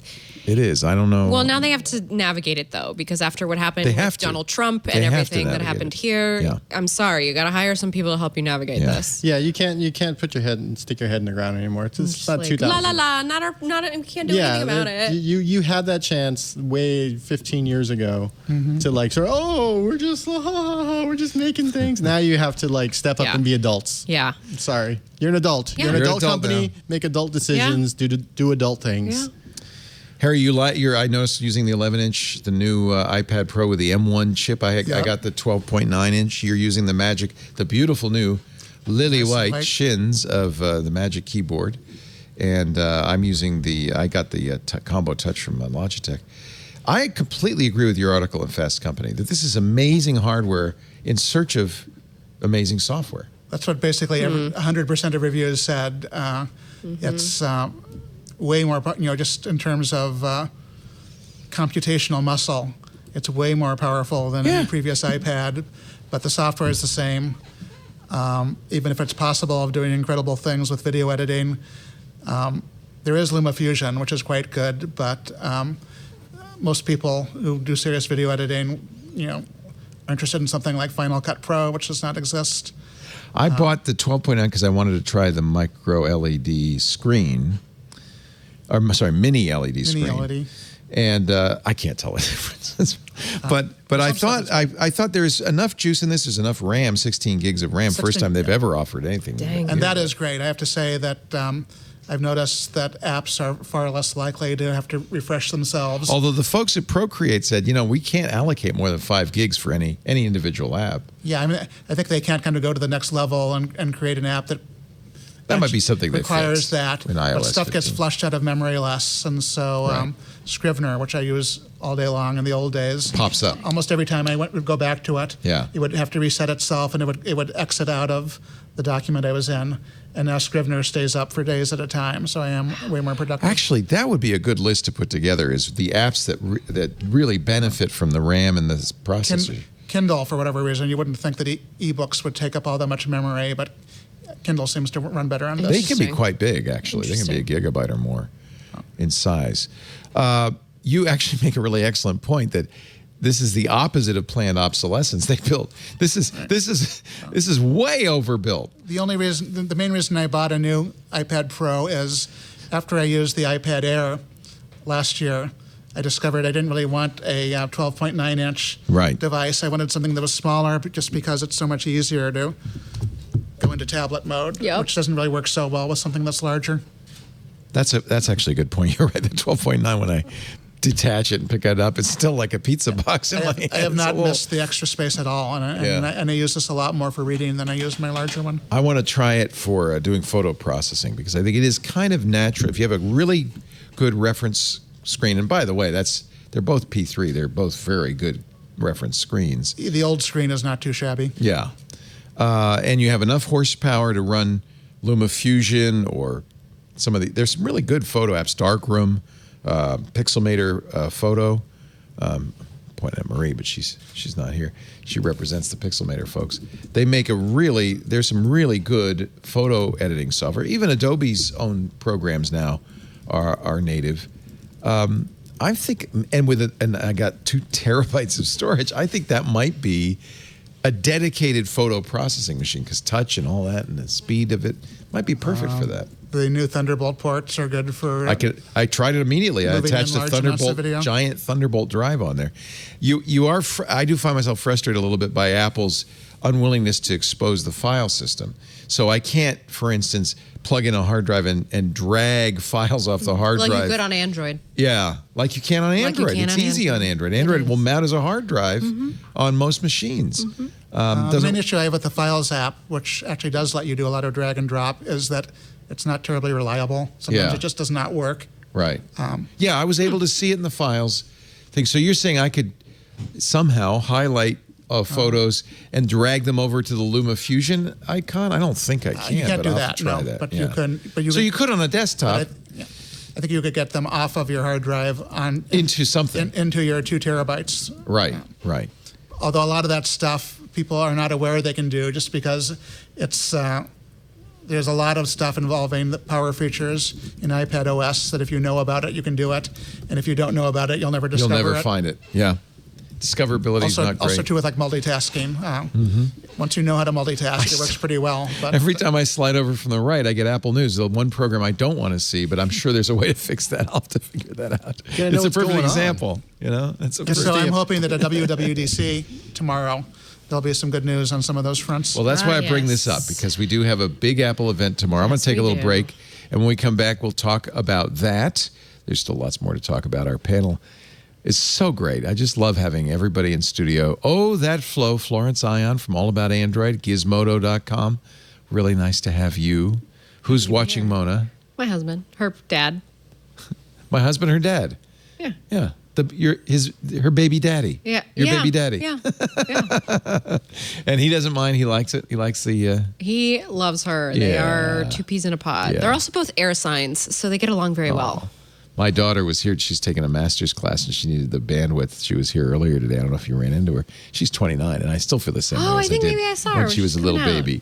So it's true. You know, that connection doesn't go away. Yeah. It's awesome. It's lovely to see. Yeah. Harry McCracken also here, the Technologizer. Wonderful to have you. Technology editor at Fast Company. Best articles ever. I love it that they give you. Are they all long? I mean, they give you a lot of long form. A lot of them are. every once in a while I try to write shorter just because it can be a little bit easier. But I have a good gig because I basically decide what to write and write at whatever length. For a while, I thought your title was Harry McCracken Long Read, but that's just something they put on the longer articles to let you know. If you audited my recent stories, you'd see I've been doing some that are not quite a long read. Oh yeah, Lyft, better e-bike for urban sharing. Your article on the iPad, Google Maps. I think was relatively short. But then I love the history stuff. I can't wait to read this. How a 1981 conference kickstarted today's quantum computing that was fun. era. I talked to somebody who's been at IBM working on quantum stuff since 1972. Dang. So I am of mixed opinions. I feel like quantum computing is very speculative. They are making progress, but not to the point where you could say, oh, this is going to be a hot new technology in the next 10 years. I think a lot of the research being done is being government funded. It's a chance to get a little money from the feds.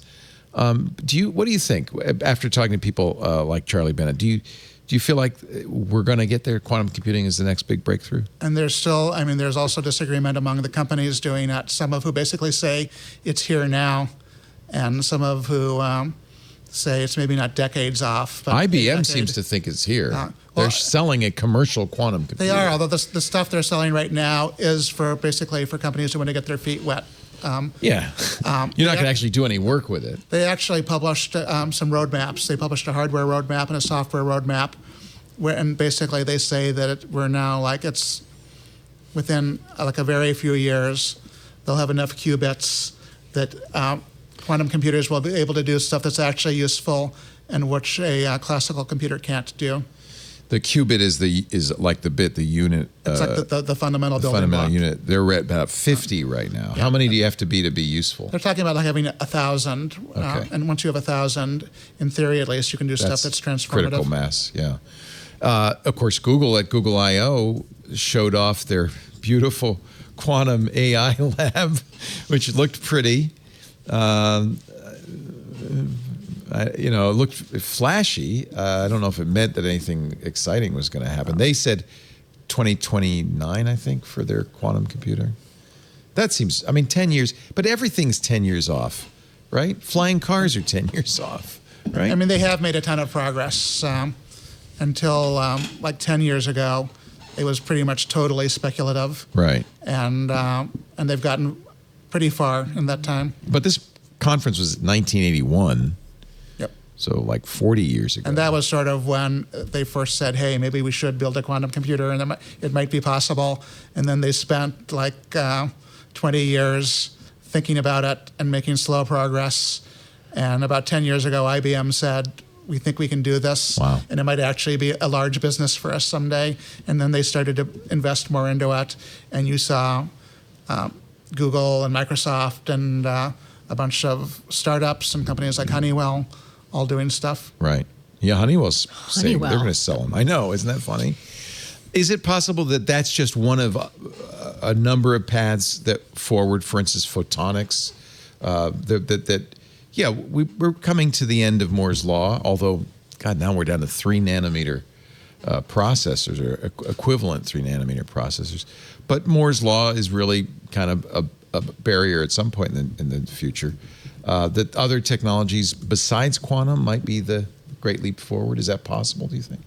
There could be, although quantum is not going to replace classical computers. It's going to work alongside it. Oh, that's interesting. There's going to be a ton of stuff for which a supercomputer still makes sense, and stuff like creating a user interface. You still, the computers we have now are fine, so I don't think you want to build your UIs with quantum technology.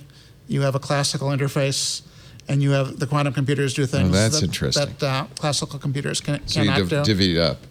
Of course, the great fear with quantum computing is that it will break the fundamental cryptography algorithms. It pretty much will, and so they're working on new improved encryption technologies. Right. Which is one reason I think why IBM is trying to get people thinking about it and experimenting with it now. It's also good for IBM because they're the ones that announced the 3 nanometer processors as well. They're looking very IBM's still in the business. Yeah. Yeah. And if they thought quantum was the next thing, they would not be investing in That's a good point. Very good point. Also with us, the great Roberto Baldwin, You drive a new car every week. What are you driving this week? I've not driving. It's funny because this is the week I don't have a car. At all? Well, I have my car. Oh, you actually own a car? Yeah, we own a couple of What's your cars. next car? The next car I'll be driving that I can't talk about, but I know I can say that I'm going to be driving is the brand new S-Class. From Mercedes? Oh, we have a Mercedes lover. Yeah, there. so the new S-Class, I'll be driving it this week sometime. Nice. And then after Is that their top of the line luxury that's class? it. Yeah, that's the top of the that's best the of the limo best. class. Is that the one with all the Look at Vegas Ant lights? nodding. Yes, it looks like the interior is like Vegas. I've sat in it before. I haven't driven it.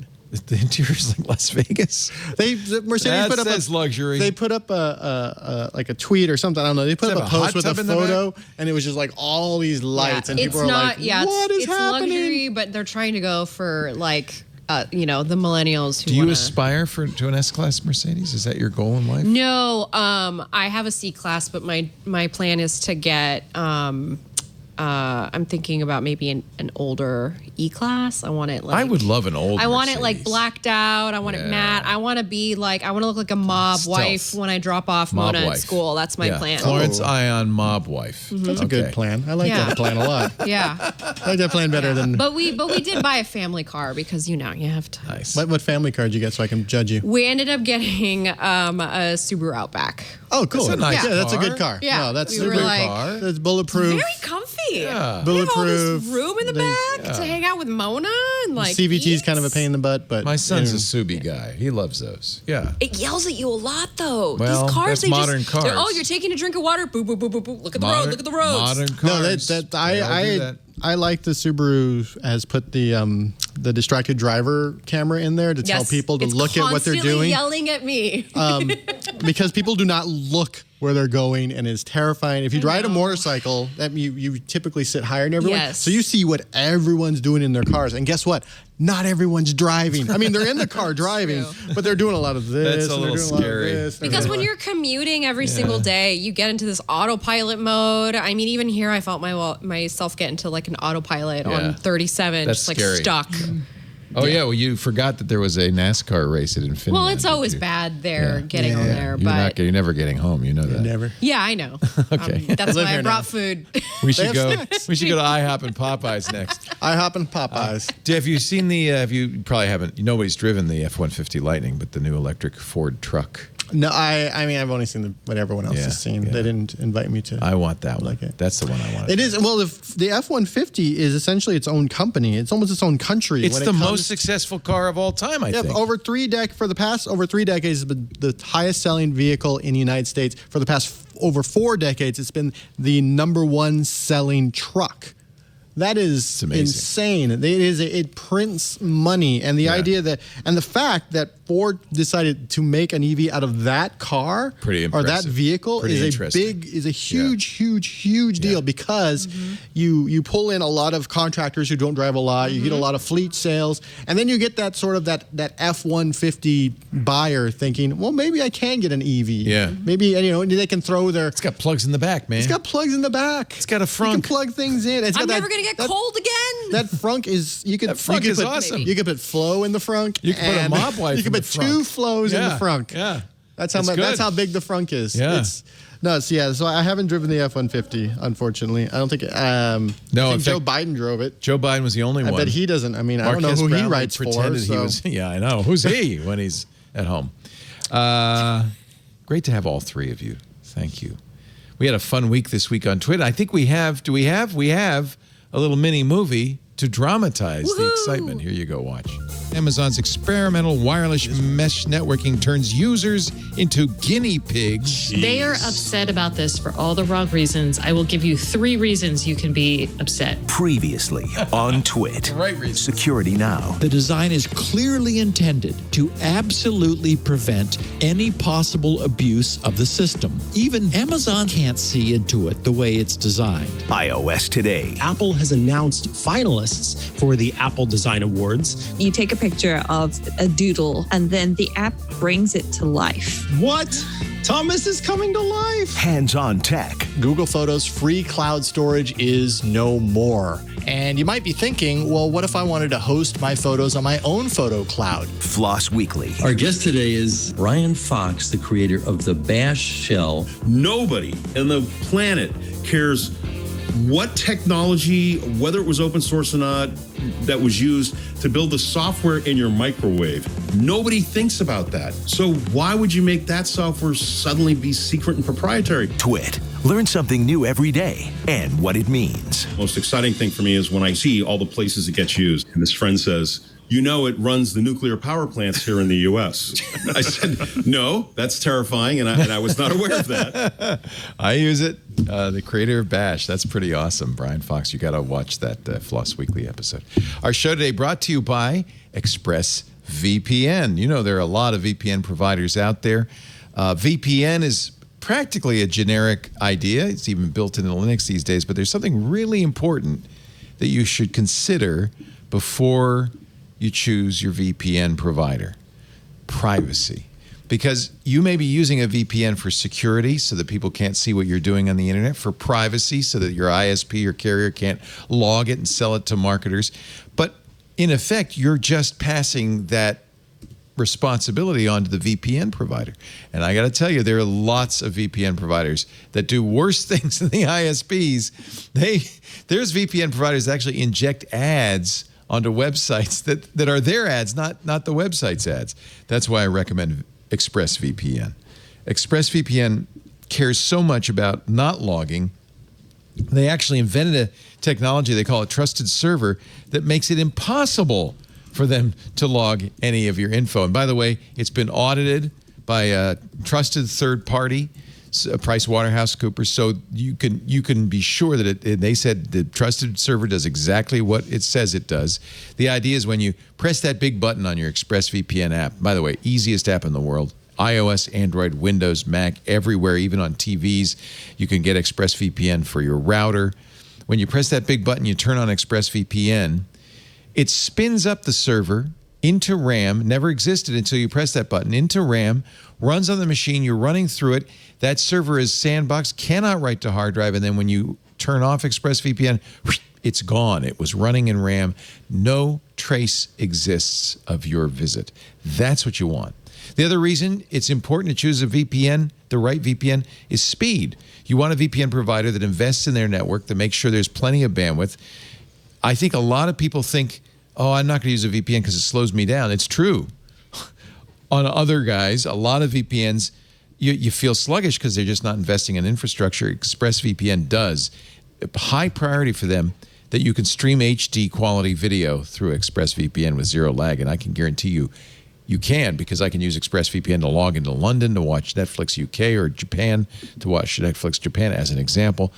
And I can watch HD video. I'm not just saying that, even though I've been using them for years. That's how fast it is. So fast that in many houses, you just turn it on and leave it on. You put it on the router, turn it on, you're protected all the time. No one's going to complain. You won't even know. The other thing that sets ExpressVPN apart from other VPNs is just that it's so easy to use. Fire up the app, push the button. Anybody can use it. Even those people in your family who don't know what a VPN is, they just know they want to be private. You can put it on their phones and they'll use it, leave it on. They'll never complain, and they'll be very, very happy that they're protected. It's not just me that loves ExpressVPN. Wired, The Verge, CNET, pretty much everyone agrees ExpressVPN is the #1 VPN in the world because it's the best. Protect yourself with the only VPN I use, the one I trust, expressvpn.com/twit. We've got a great deal for you. When you buy a 1-year package, you get an extra 3 months free. expressvpn.com/twit. expressvpn.com/twit. Tell you what's not hard, using ExpressVPN. You're going to love it. ExpressVPN. Thank you for your support This Week in Tech. Tomorrow, I will be coming in on my day off. We're excited. It's WWDC, the Worldwide Developers Conference. Apple always takes advantage of WWDC. It's funny because there have been two developers conferences, Microsoft's Build, Google I/O. Neither of them, you have a chance with the keynote. We streamed it. We covered it. a lot of press, a lot of public watching it to announce something. Neither of them had anything worth, you could talk to Pluto. Big deal. Yeah. Big deal. You can't do it anyway. It's in the research. So no Pixel 6, which I was a little disappointed. I thought they'd maybe announce a new Chromebook, something. Microsoft, even less. Although they had a big announcement later, which we'll talk about in a bit. I think Apple, though, will announce new hardware. In fact, it was leaked by a ransomware group, REvil, that hacked Quanta, which is one of the suppliers Apple uses to build laptops. And as most ransomware groups do now, not only do they encrypt the data, they also, before they encrypted it, stole it. And they told Apple and Quanta, if you don't want to see the stuff you're going to announce, you'll pay us $50 million. They did, as a proof of concept, release schematics for 2 new laptops, a 14 and a 16-inch laptop, which is what I think Apple's going to announce tomorrow. And then it got very quiet. I don't know if somebody paid them or what, or the SEAL Team 6 took them out. I was just going to say. They were found. Knowing Something Apple, happened. they got Apple's security is no joke. And I don't think they would pay $50 million to a ransomware gang. Heck no, they would not. They would never give in. They'd be got like, very quiet. oh no. They have their own Mission Impossible team, I think. I was just going to say. they're just it's literally Tom Cruise. That's really. He's just running and then falling from skies and running and falling from things. And then Then he tears off his mask, and it's Tim Cook. Dun, dun, dun, dun. Oh, yeah, that happened. I forgot all about that. That's why Tim Cook is so jacked. Yeah. They're also kind of used to a lot of stuff being scooped anyway over the last few years. Ransomware me. Yeah, I don't think they like the scoops. They really like the surprise. Apple's pretty good at keeping their own people quiet, but the suppliers, they are. The suppliers are. They're going to keep him so quiet. You have to go to work 3 days a week. That's how quiet they're going to keep you. Watching you. Got my eyes on you. The cool thing about WWDC is it's primarily software, and software is easier to keep secret than hardware. That's true. And so That's true. It's more likely that there'll be some surprises. Right? We know there'll be iOS 15. We know there'll be macOS 12, perhaps, or whatever they're going to call the next one. They always do that at WWDC. And yeah, there may be some interest. You think it sounds like you think there's going to be some surprises in this. Well, just because relatively little has leaked compared to like the more hardware-centric events. Sometimes when there's a new iPhone, it seems like most of the details are out there. And with the OS upgrades, yes, they're going to announce them. But most of the stuff I've heard out there is kind of fairly obvious stuff, such as like maybe iPads will get the same kind of widget support that the iPhone got last year. Oh, that would be interesting. You and I both, as iPad users, would love to see iPad OS get a little bit more professional. Perhaps. Goodbye, Android. It's funny. You notice I had the Pixel 4, which is now falling apart. I've had it so long. Physically falling apart. Sad to say. I really, loved Pixel phones. Google, I was hoping for Pixel 6. Google has done nothing to woo me over, and I have to say, iOS, I'm pretty happy with it. And I feel like it's probably more private, more secure. It's interesting. Google has announced that in Android 12, you had the story on this, they're going to do the same thing Apple did with iOS 14, where you get to say, no, don't track me. I think that's really interesting. That but don't track me third parties. Google's still tracking you. Google's still tracking you, babies. So that's the really important thing that I think people have finally figured out is all these companies are doing is saying no third-party tracking, but first-party tracking has never ended. Facebook, Google, and yes, Apple know everything about you. What Apple will do with it, we don't know. I think they're considering starting an ad network. They're starting to put ads on their app store. Wow. For their own devices? No, they're selling them. Wow. Yeah. They're going content. That's why everybody's trying to copy them, though. Just saying. I think Apple right now has the lock. You got to admit that. Because they jumped on it. They're dominant for everything. New laptops with a new M2 or M1X processor. Well, I think they're going to go to the next generation. That's the next thing. The rumor is a 16-inch. And it might have a. You got an Air. I got the Air. Is that an M1 Air? Yes, an M1 Air. No, that's fine. The M1 Air is the same as the M1 Mini as the M1 Pro. I wanted a SD card slot. I was holding out. I quit my job. I went freelance. I was using a 2015 MacBook Air, which, by the way, the keyboard is amazing on a 2015 MacBook Air. It's the best. It's the best keyboard. We kept it. I use them for DJing. It did not like Lightroom. I was trying to like do raw stuff with Lightroom, and it was just like it's pretty old. But the one M1's of the first great, things isn't I it? booked was a photography gig. The M1 this is awesome. amazing. Yeah. I just like plug things in. So there is a rumor that they'll do the next generation of processor. They booked up all of TSMC's production for the next 20 years, practically. And it might be something that does look more genuinely new in the way that the new iMac design from a few weeks ago was a genuinely new iMac. We have not really seen much in the way of genuinely new Mac portable designs in years. Yeah. SD card slots. Purple MacBooks. Ooh, color would be nice. Oh, if I could have gotten an orange MacBook Air. The orange one is beautiful. It looks so. I would have been so happy. I'm a little jelly. I want that in my life. Well, we'll be watching with interest. I'll be in here at 10 a.m. tomorrow with Micah Sargent. We'll do the stream. We were thinking about doing the afternoon developers keynote. They do a State of the Union. In the past, when Apple had live events, they'd kicked the journalists out. Remember that, Harry? We'd be there for the keynote. And then they say, okay, leave, because we're going to talk about good stuff now. Yes. You got to go home, but you That's can't so stay different here. than Google. Google's like, yeah, come in, sit in the sessions, get to meet the developers. I have to admit, I lost my nerve. We were thinking of streaming the developer keynote, but then I realized, Apple's not going to like that too much. They don't like it that we stream any of their keynotes. At Jason Snell at Macworld, they would buy tickets to WWDC for several $1,000s, which was the one way you could get in for the whole thing. Right. But then you can't write about it because you're you're under NDA. Remember the NDA where if you sign the NDA, you have to say talking about the NDA was in violation of the NDA. Oh, Apple. So whenever journalists would complain about another, it was usually Gizmodo. Gizmodo would break the NDA and write about something. They would complain about it, but then I'm like, well, but you complaining about it is also violating the NDA. And the fact that I'm talking about it right now means that I'm getting a cease and desist letter sent to my house. Well, anyway, tomorrow is, it's like a national holiday for. It's gonna although be we've been getting a lot more of them. They had 3 events last year in the end. It's going to be bonkers. It's going to be bonkers. Tomorrow's going to be a long day for us. It's going to be I'm bonkers. getting up at least at 5:30 tomorrow. I have so much to do before that keynote. So you're covering it too? I'm helping. Nice. And listen, I'm on staff somewhere, so I got to come up with my angle. Here's the things that You need an Apple took angle. from Android. Yeah. That's my beat. Is that your beat now? Yeah. Here's what Apple stole. Yeah. Or the other way around, here's what Google needs to do that Apple's doing, What did they all steal from the That's what I'm decked for. Palm OS. What did they steal from Palm? That's what you should just go all the way back. What did they steal from Handspring? Oh, God. Don't let me go. Don't make me go into the archives and look at that. This is the 10th anniversary, by the way. Yes. Of the what? The Palm. The Pre. Oh, God, that's sad. I really wanted a Pre. Wow. I still want a Pre. I know someone who had a Pre. I love She the worked Pre. for Palm.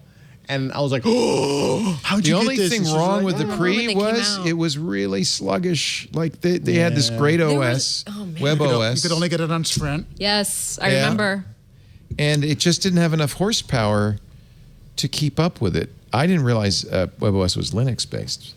So it just couldn't run on that little phone. But boy, was that a nice phone. I think they made the wrong bet on people wanting a sliding keyboard. People wanted a larger screen than the Pre had. Right. It was so tiny and cute. So tiny. Aw. It was like one of those little Tagamot.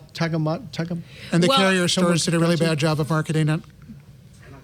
Tamagotchi. It was like a Tamagotchi. It's a Tamagotchi. Of course. In fact, a Tamagotchi. If you could just awesome. make phone calls and play with keep your little Tamagotchi alive on the Palm Pre, I would have been happy. You've read my article, right? You know how deep the Tamagotchi go. I didn't know. I didn't read your article. How I deep just know do the Tamagotchi go? Oh, Leo, they go really deep. So Is that like what does the fox say? How deep did the Tamagotchi go? You should write a song. if you go to gizmodo.com and you look for my article, it goes How I Hacked Tamagotchi and Became a God. That's the headline. Oh. How long ago was this? It was like 2 weeks ago. Recently? Yeah. Where do you even find a Tamagotchi? Amazon.com. They're coming out with a new one in July. You mean How I Hacked My Tamagotchi, Cheated Death, and Became a God? Yes. And this is the original Tamagotchis? Well, surrounded by all the different. So what happened is they kind of stopped manufacturing them. They came back for a brief stint. I got to explain this because like 90% of the audience says, what the hell are they talking about? These are keychain sized. They're virtual pets. Virtual pets. And they only have 3 buttons on them. Yes. You can feed them. You can play with them. You can do a lot with them more than you used to be able to. They connect via Bluetooth to your phone. Oh, these are the new Tamagotchis. Yeah, and I talked about a Windows app that I use called My Meets, which lets you like upload your own assets and stuff. So my kids had Tamagotchis. I really loved the Tamagotchis. Yeah. They were black and white. Yeah, they're super collector this is now. Much nicer now.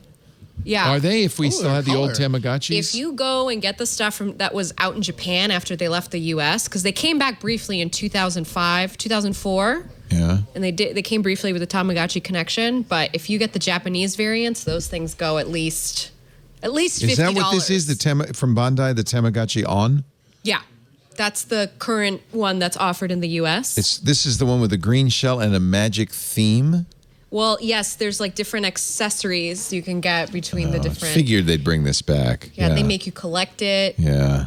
They play with each other. They get married in the app. You go in the app and you marry people. You can marry a Japanese Tamagotchi. And so you're never going to see the pet rock come back, but apparently unless it connects to Bluetooth. If you can figure out a Bluetooth rock. Exactly. I'm just maybe. Wow. How much do these cost? So, okay. This one is $60 MSRP because it has, I forget which chip it has in it.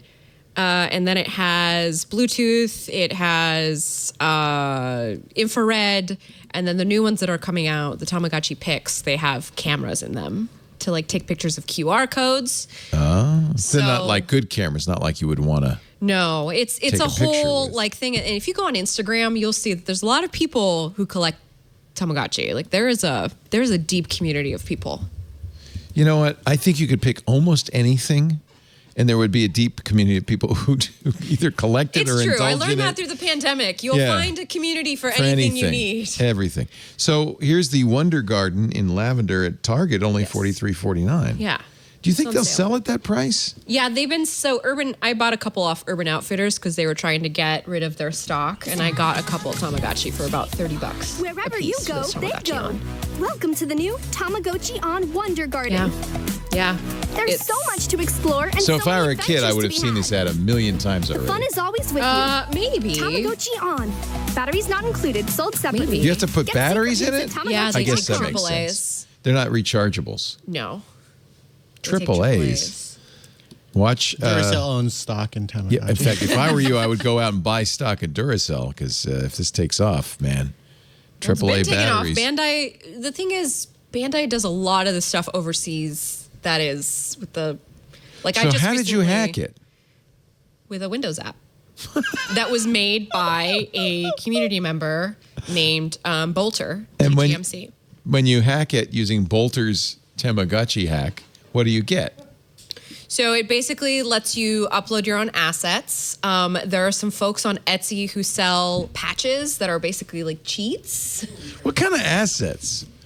Like, what am I uploading? Okay, Popeyes chicken sandwich? Okay, what so am I in uploading? Japan, you can go to a Tamagotchi station and get specialized items. And because I have never been to Japan and I can't go right now, I can use the My Meets app to get those assets. Wow.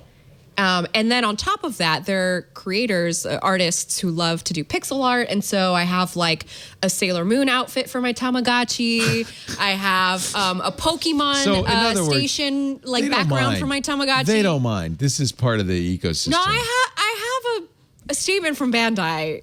They said they don't necessarily encourage it. Yeah. But they don't necessarily go out and like slap. Yeah. They're not stopping anybody. They're not Tamagotchi police are not going to pound on because your it's door not in the middle of the night. actually ruining the experience. It's adding to the experience. Now, one thing that happened with Tamagotchis, if you didn't feed them, they die. They still die. They still die? Yeah, it depends on the game because each Everything game is dies. its own. What? Everything dies. Everything? I'm sorry. Oh, was I not supposed to say that? You've ruined my Now plans. who's being a negative ion? Oh. Let me take a break now that I know everything dies. I have to really think about this. We are going to look forward to the Apple event tomorrow. We will be here to cover it. I'm excited about that. We'll see how much I have to spend to keep up with the Joneses, or at least to keep up with the Ions. Did you get the new Pixel Buds, by the way? No. I've had such bad experiences with every generation. But now people are saying, "Oh, these ones work." I love the Galaxy Buds. Those are mine. That's my favorite too. I love them. They did a really work? good job with them. I Samsung still did. have my 2-year-old Galaxy Buds. They're fine. I put mine through the wash yesterday by accident. Oy.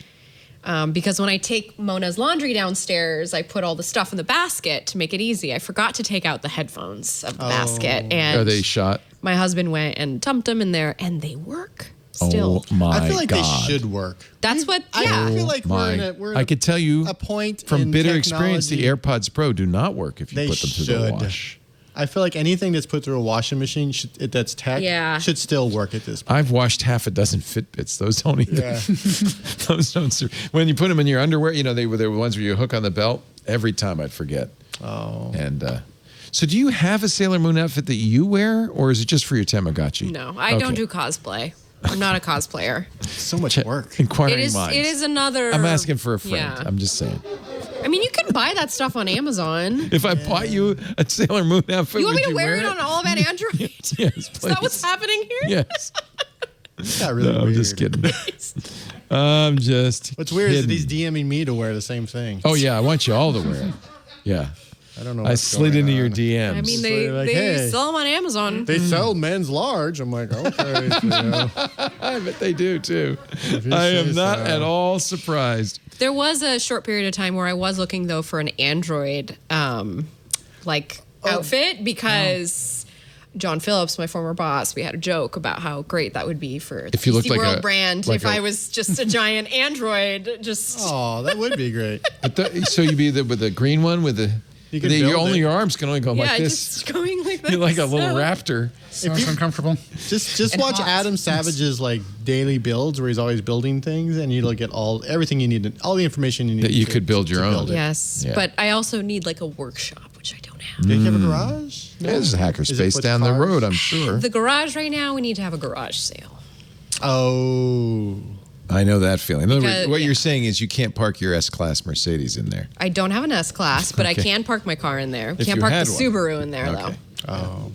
Poor So Subi. I've already ordered the extra large Sailor Moon outfit, and actually got two. One for Yeah, you, just send one it for over. me. Yeah.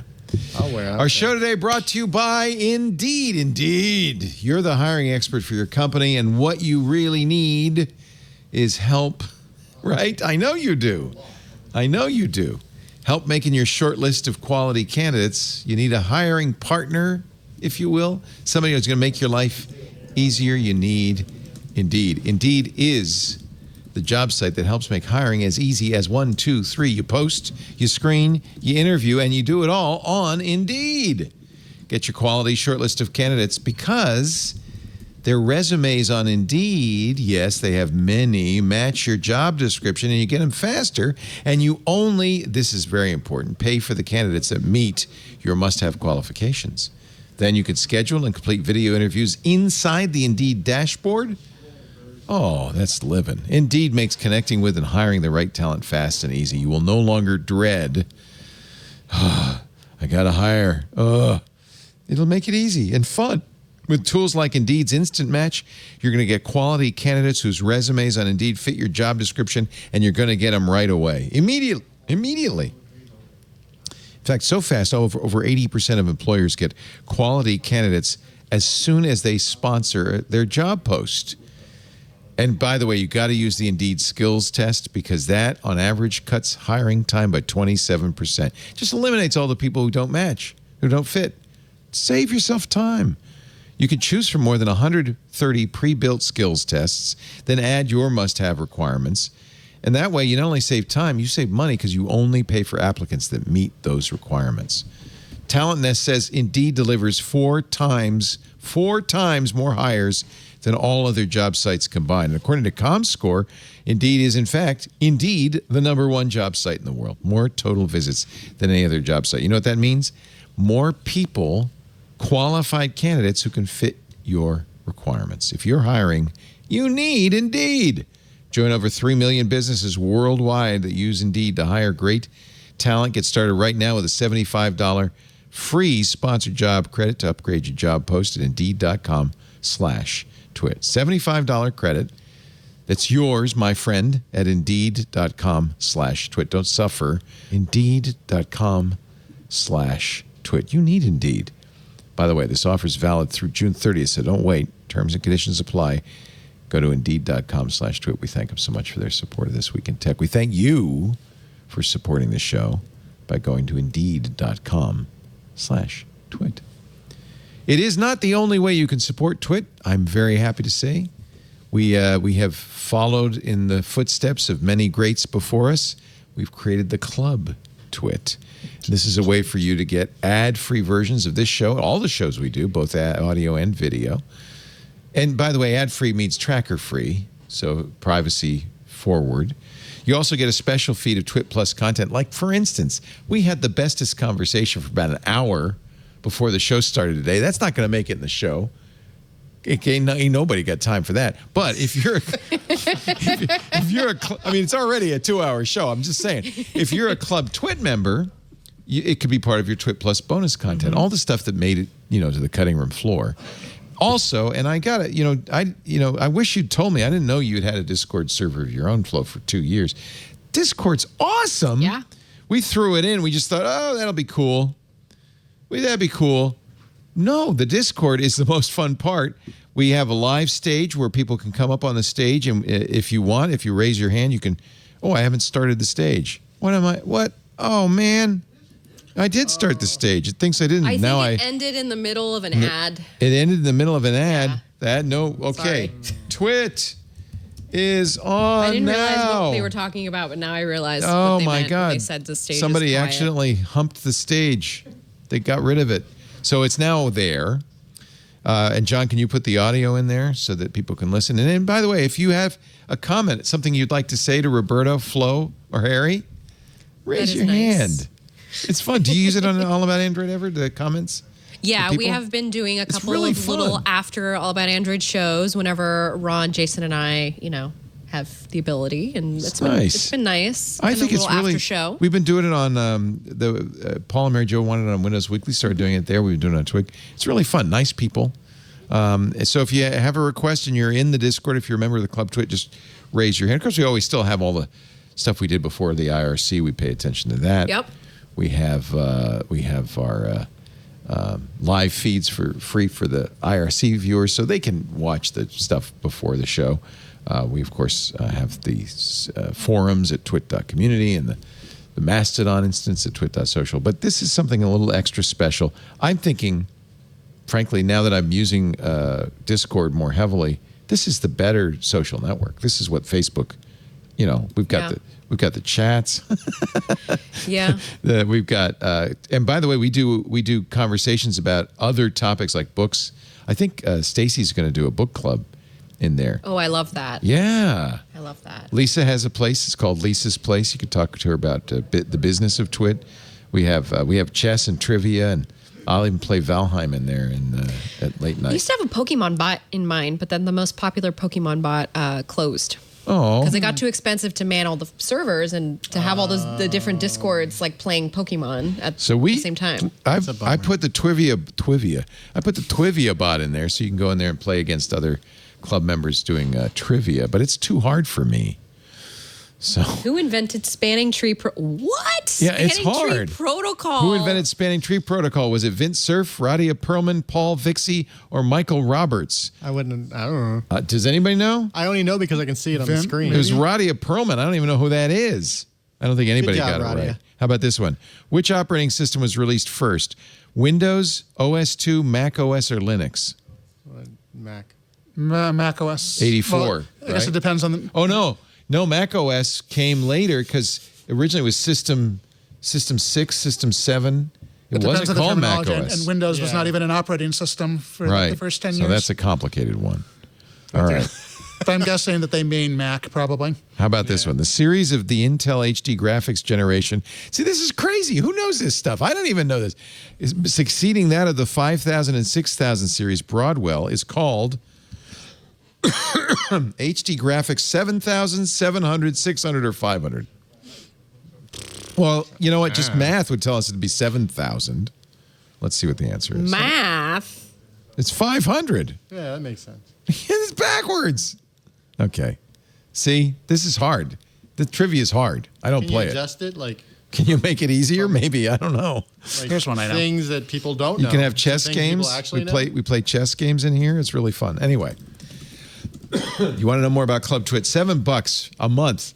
A couple of Starbucks and you're in. And you get all this, plus a lock of my hair.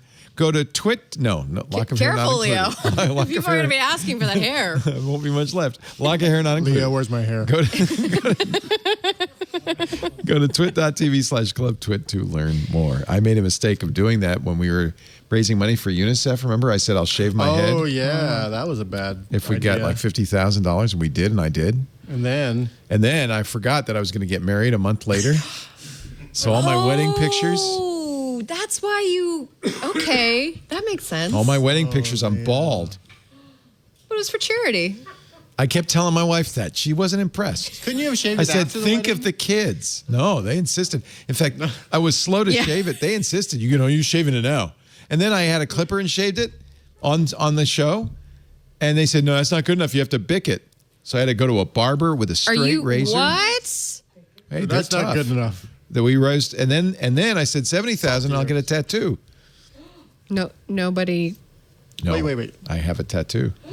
What's a tattoo of? Twit on my butt. Want to see it? Fine. No, I'm good. I've seen tattoos. I know what that looks like. It's the smallest. I've seen the logo. You would actually laugh. It looks like a mole.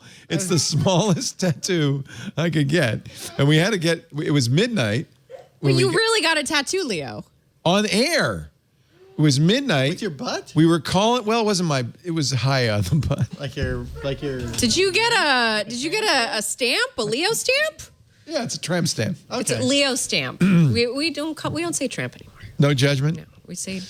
Well, it certainly hasn't helped me get chicks, so I don't think it's good for nothing. In fact, all that happens is I forget about it, and Lisa goes, "Oh, there's that tattoo again." Wow. Oh. That again. I can kind of understand. I said, think though, of the kids. We raised money. We built a hospital in South America. Oh, see? With the money we raised. I would get a tattoo for. Yeah. I think it was worthwhile. But I'm not going to send you a lock of my hair. It's not going to happen. Because that's how. That's how this starts. That's how dark magic starts. That's how people gateway. That's how people put hexes on you. Do you save your fingernail clippings and your hair after I'm from a very large Mexican family, and I will say that there are members of my family who do not leave their hair or their fingernail clippings because of Santeria. Yes, because of that. It is a valid concern of theirs. Well, and I'm like, okay. I'm just like, I don't know. Have you ever met Baron Samdi? He's a nice guy. Not so bad. He's got a bad rap.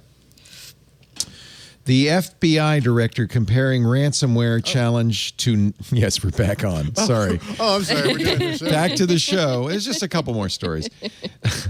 Chris Ray says, this is an equivalent challenge to 9/11. I have to say I'm kind of agreeing with him, especially since these guys often seem to be aligned with nation states. Maybe not working for nation states, but aligned with nation states. But the problem is, what are you going to do to solve it, Chris Ray? How do you fix this? Get it together, Chris. Diplomatic negotiations? There's. I don't know what the state of InfoSec is in the U.S. government because I don't cover InfoSec anymore. Here's a headline. I kind of miss it, but here's a headline you're glad you didn't have to write from Reuters. U.S. says ransomware attack on meat packer JBS likely from Russia, cattle slaughter resuming. Wow, they threw everything in there. Good job, CNBC. We got ransomware, we got JBS, we got we Russia. got cattle slaughter. What else do we need to say? Oh, they're still killing cows. Let's get that in there too. For one day, JBS was halted. Here's the story that really kind of grates a little bit. Remember the Colonial Pipeline attack, and everybody, especially in the Southeast, was putting gas cans in their trunk because we were very worried. Turns out the way they got in Colonial Pipeline, they used a VPN with a password that was known. The VPN server was still running, but nobody had been using the software apparently in a while. The account's password was on a bunch of leaked passwords on the dark web, which means probably the employee who created the password used the same password on another account that was previously hacked. That's how they said it wasn't a spear phishing attack. It's never as complicated as people think. That's what it comes down with most security and hacking stories. It's almost never like someone was doing all these things and breaking encryption. It's always like I called a guy and then the guy gave me the password because I told him I was the wife of the CEO. Yeah. And then I got in and I stole things. That's it. So just, for future reference, a few things they did wrong. One, they allowed the employee to choose the password. And, of course, the employee just said, well, I always use monkey123, so I don't want to forget it. God damn it, Leo. Now I got to change the password. 2, they didn't insist on two-factor. There was no two-factor on it. 3, when the employee left, they didn't deactivate the account. It was unused, but still active. I mean, yeah, they got hacked.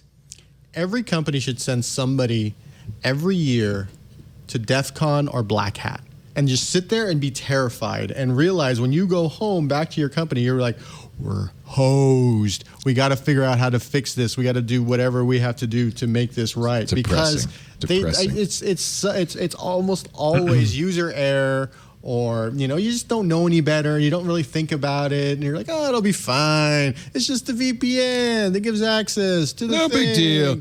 To the pipeline.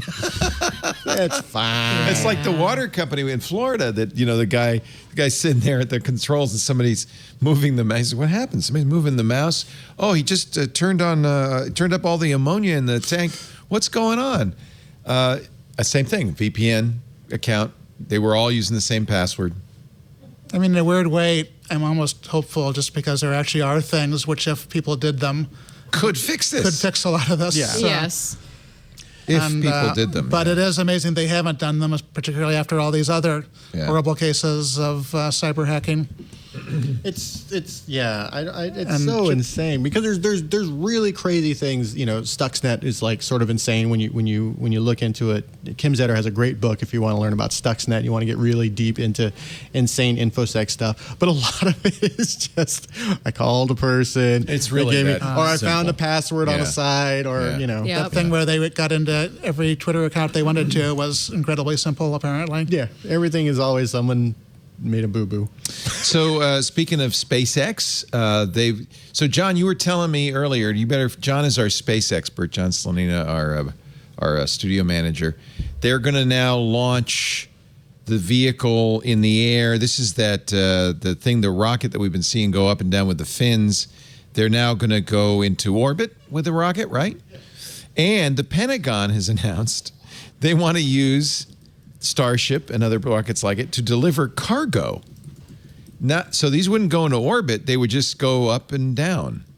And because remember, Elon Musk is able to land these things. Yeah, so you can use it again and again. Use it again and again. So it would just be like a fast jet, I guess. The Air Force. Got to move each one of his children up there. Yeah.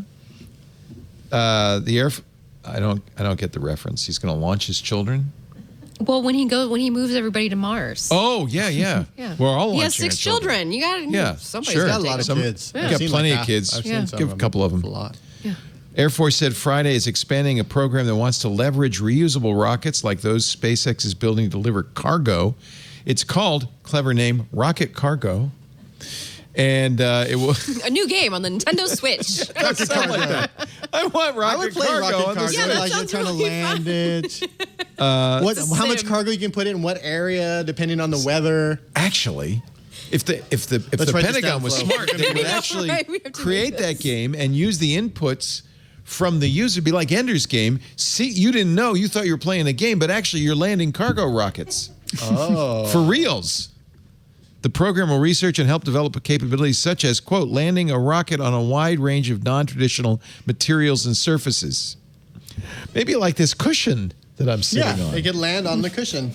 I don't know. Or in the woods. On the woods. On a boat. If a rocket lands in the woods and nobody's there to hear it. Does it really land? Is it really delivering arms to Contras? Oh, they also want to build a rocket cargo bay and logistics for rapid loading and unloading. If you're going to move it on a rocket, you got to get it off fast, right? That's true. Airdropping cargo from the rocket after re-entry in order to service locations where a rocket cannot possibly land. So while you're drop it out there. $50 million in the Air Force's 2022 budget to study this. That's so much study? money to study it, because if it goes live, SpaceX is set. They become Lockheed Martin. They become Northrop. They become. I think they're already set. Still around? They got the big NASA contract. Yeah, I think they're already set. Tesla may go away someday. Who knows? There's a lot of weirdness, especially with their China and what's going on with vehicles. The SpaceX is fine. Nice. And if it's and we're all going to Mars apparently. Yeah. Even though it's Mars kind of sucks. I'm gonna stay Mars here. Sucks. You guys go Mars to Mars. sucks. Have fun It's in your no perpetual place to raise Vegas. a kid. That's it's what I hear. Exactly. It's That's no place what I to hear. raise a kid. Yeah. I think that's the word. Cold as hell. It's cold as hell. That's what's going around. That's what people are saying. I don't know. I just know what I hear. It's going to be a long, long time before that happens anyway. People say that, though. I hear them say that. Ladies and gentlemen, you have been witness to something truly amazing. The chemistry created by 4 people in the same room, breathing the same air, without masks. Vaccinated We're not air. even socially distanced. Nope. Look at that. I can touch Leo. Thank you so much. Roberto, it's so good to see you. I really appreciate your coming up. I hope you get the little woman something delicious for dinner on the way home. I hope so, too. I love my wife, and I want her to be well pampered. Absolutely. Also, I like Absolutely. good food, too. So Pancakes and Popeyes, that's what I'm saying. Pancakes and Popeyes. Mr. Harry McCracken, you are the wonderful technologizer at Fast Company, technology editor there.